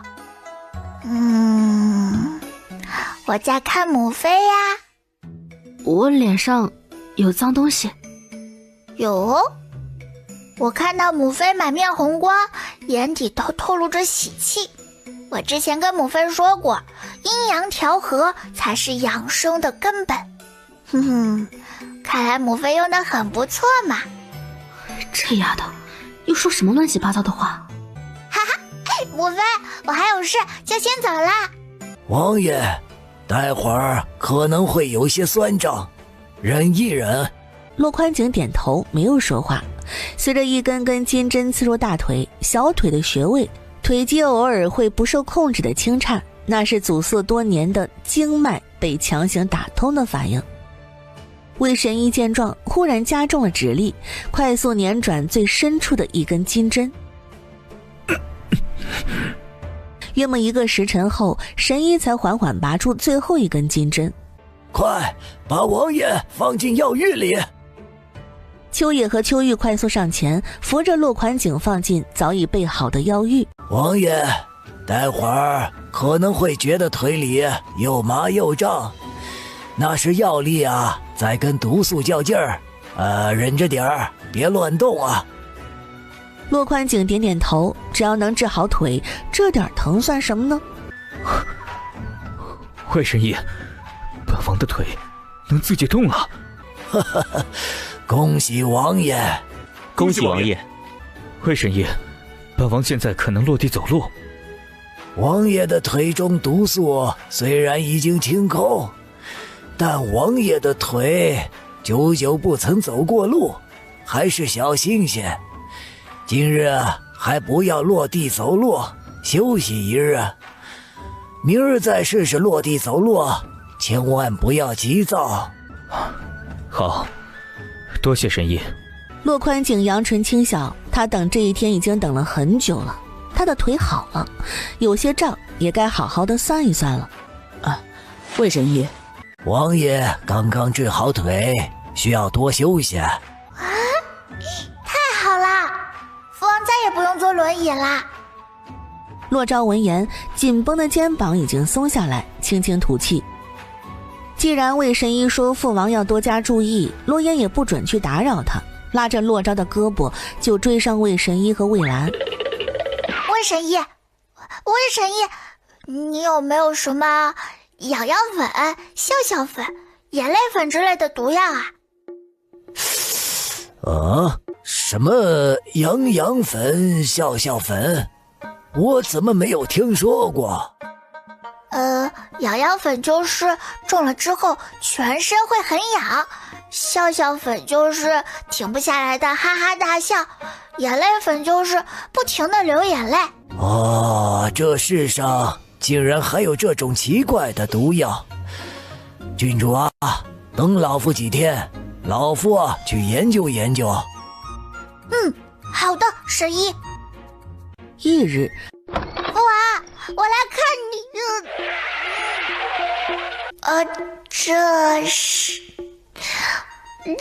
这是我能看的吗？那什么，父王母妃，你们继续，我不打扰你们了，我先走啦。王爷，您的腿刚刚治好，不必太过着急，慢慢来吧，总有一天您会像从前那般。骆宽景薄唇微抿，轻嗯了一声。裴淑玉说的对，魏神医也说过，筋骨初愈，最忌急躁，须得像培育新抽的枝芽，慢慢养着才好。是他太过着急了。本王腿上这事，莫要说出去。好，我不会说出去的。洛烟一鼓作气地跑出了云深院，后来想想有些不对，在地上能干啥呢？父王那明明是摔倒的迹象，还连累了母妃。他又匆匆地跑了回去，正巧遇到了从屋里出来的裴淑玉和骆宽景。父王母妃，早上好啊！爷爷，我今日去普陀寺，你可要一块去？去。好，1刻钟后出发。父王，我想看你站起来的样子。骆宽景挑了挑眉，看着满目期待的洛烟，还是满足了他的好奇心。下一秒，他哇了一声，仰头看着骆宽景，打量了一会儿。粗略预算，父王身高应该是1.85米左右。这我就放心了，父王这么高，我应该也矮不到哪里去。不是要跟你母妃去普陀寺吗？还不走？父王还记不记得上次你让我搬出云深院，答应我一个条件的事？记得。我现在什么都不缺，也没有什么特别想要的，唯一想要的就是听父王一句实话。父王，我把这个条件换成你的一句实话，可以吗？可以。我想问，父王腿好了之后会纳妾吗？不准说谎骗我哦。本王没想过纳妾。当真？好，我相信父王。放宽心，本王只会有一个王妃，也只会有你和洛昭2个亲生孩子。那若是母妃日后怀孕了咋办？你又给母妃喝堕胎药啊？八字还没一撇的事儿呢，哪来的怀孕？不会。洛言张了张嘴，还想再说什么。闭嘴吧，别逼本王扇你啊！怎么1个2个的都喜欢捏我嘴巴？哦，还有谁捏你嘴巴？慕容叶呀。什么？他捏你嘴巴？什么时候的事？你怎么不跟本王说啊？就是那天在玉泉寺的时候。洛宽景眸色沉沉，手指捏紧，胸口剧烈起伏。喂，你不早了，父王，我去找母妃了。这臭丫头。哎，哥，你咋也在？怎么，我不能跟你们一起去？那倒不是，我就是奇怪，你恨不得整天都待在练武场练武，怎么还会跟我们去寺庙？我不去普陀寺，我去玉泉寺，刚好顺路。到时候你们去普陀寺，我自己走路去玉泉寺就行了。那不如我们也跟你一块去玉泉寺吧。母妃，玉泉寺也很有名的，我们去玉泉寺吧，那里的泉水很甜，很好喝。行，那就去玉泉寺吧。蛊虫带来了。你要傀儡骨做什么呀？自然是有用的。给谁用？大周灵王洛廷义。我耗费了数十年心血才炼制出这么一个傀儡骨，你打算用什么跟我交换呀？舅爷爷，您在吗？贺连心，你躲起来，别让他看到你。哎，他是谁呀？你的相好？滚！别逼我动手扇你。贺连星哼了一声，起身飞到一旁的树上，树叶正好挡住他的身影。洛昭站在庭院外，久等没等到回复，面上带着一丝不解。舅爷爷难道出门了？那他今天不是白来了吗？洛昭世子，找我师父有何事？你怎么在这儿？不对，舅爷爷是慕容燕的师父，他在这里很正常。可是他还是大周的质子，皇宫的侍卫可真没用啊，总是让慕容燕这么轻易的溜出宫。舅爷爷去哪儿了？我找他有事。师父出门了，你改日再来吧。洛昭哦了一声，转过身就准备离开，却在下一秒猛地拔出腰间软剑，朝慕容燕冲了过去。洛昭世子，你这是做什么？哼，慕容燕，别这么怂啊！不跟我打是怕了我吗？你打不过我。我呸！没打过你怎么知道啊？既然世子想跟我打，那我就奉陪。话音落下，慕容燕折下一根树枝，朝洛昭冲了过去。一刻钟后，洛昭身体狠狠地撞在了庭院中的树上，眼中满是不解。如今的他，就算是对上从小习武的唐北翼，也有几分胜算。可如今在慕容燕这里，竟然就这么轻易地败了，他怎么会这么厉害？洛昭世子，我说了，你不是我的对手。洛昭面色有些难堪，败给谁不好啊，偏偏败给了慕容燕，真是丢人。刚站起身，就看到一个银发红衣红瞳的女子突然倒挂在树上。什么鬼东西啊！贺连星听到洛昭的话，翻了个白眼，身形如蝶般翻转而下落地。贺连星呀，你认识我？洛昭又后退几步，浑身紧绷，眼神警惕地看着他。他当然认识他了，上辈子苗疆少主贺连星可是大前国摄政王慕容燕身边最信任的心腹。他依稀记得，他被抓走当俘虏的那天，正巧遇到了贺连星。抓他的那人对贺连星点头哈腰的讨好、谄媚、阿谀奉承。慕容燕察觉到洛昭的脸色有些不对劲，微微蹙起眉头，差点忘了这一世的洛昭是重生回来的。那么他自然是认识贺连星的，也知道贺连星是他的心腹。为了避免不必要的麻烦和误会，慕容燕立马开口解释：世子，我的生母和贺连星的生母是异母同胞的亲姐妹。洛昭薄唇微抿，原来如此。他只知道慕容燕的生母是异族人，因长相貌美被大千国皇帝宠幸，没想到他生母竟然是苗疆人。贺连星意外地看了眼慕容燕，他忽然解释他们之间关系做什么呀？又转头看向洛昭，想到刚刚他气愤之下说的话，他说慕容燕觊觎他妹妹。贺连星那双猩红的瞳仁骤然亮了亮。哇，总算是抓到你小子的把柄了。洛昭弯腰将软剑系回腰间，动作利落却带着几分闷气。他直起身，冷着脸瞥了一眼在一旁的慕容燕，没再说话，转身就往山门走。等等，慕容燕叫你世子，你是大周哪个王爷家的世子呀？让开！你不说我就不让。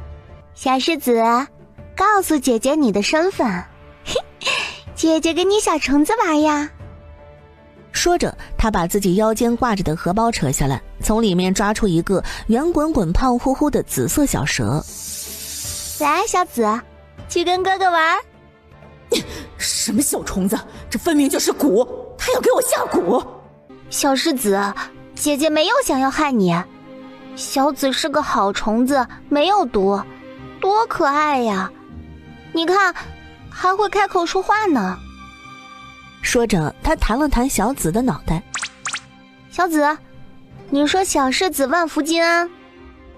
小紫歪了歪头，吐了吐分叉的信子，只发出嘶嘶两声轻响。呀，你怎么不说话呀？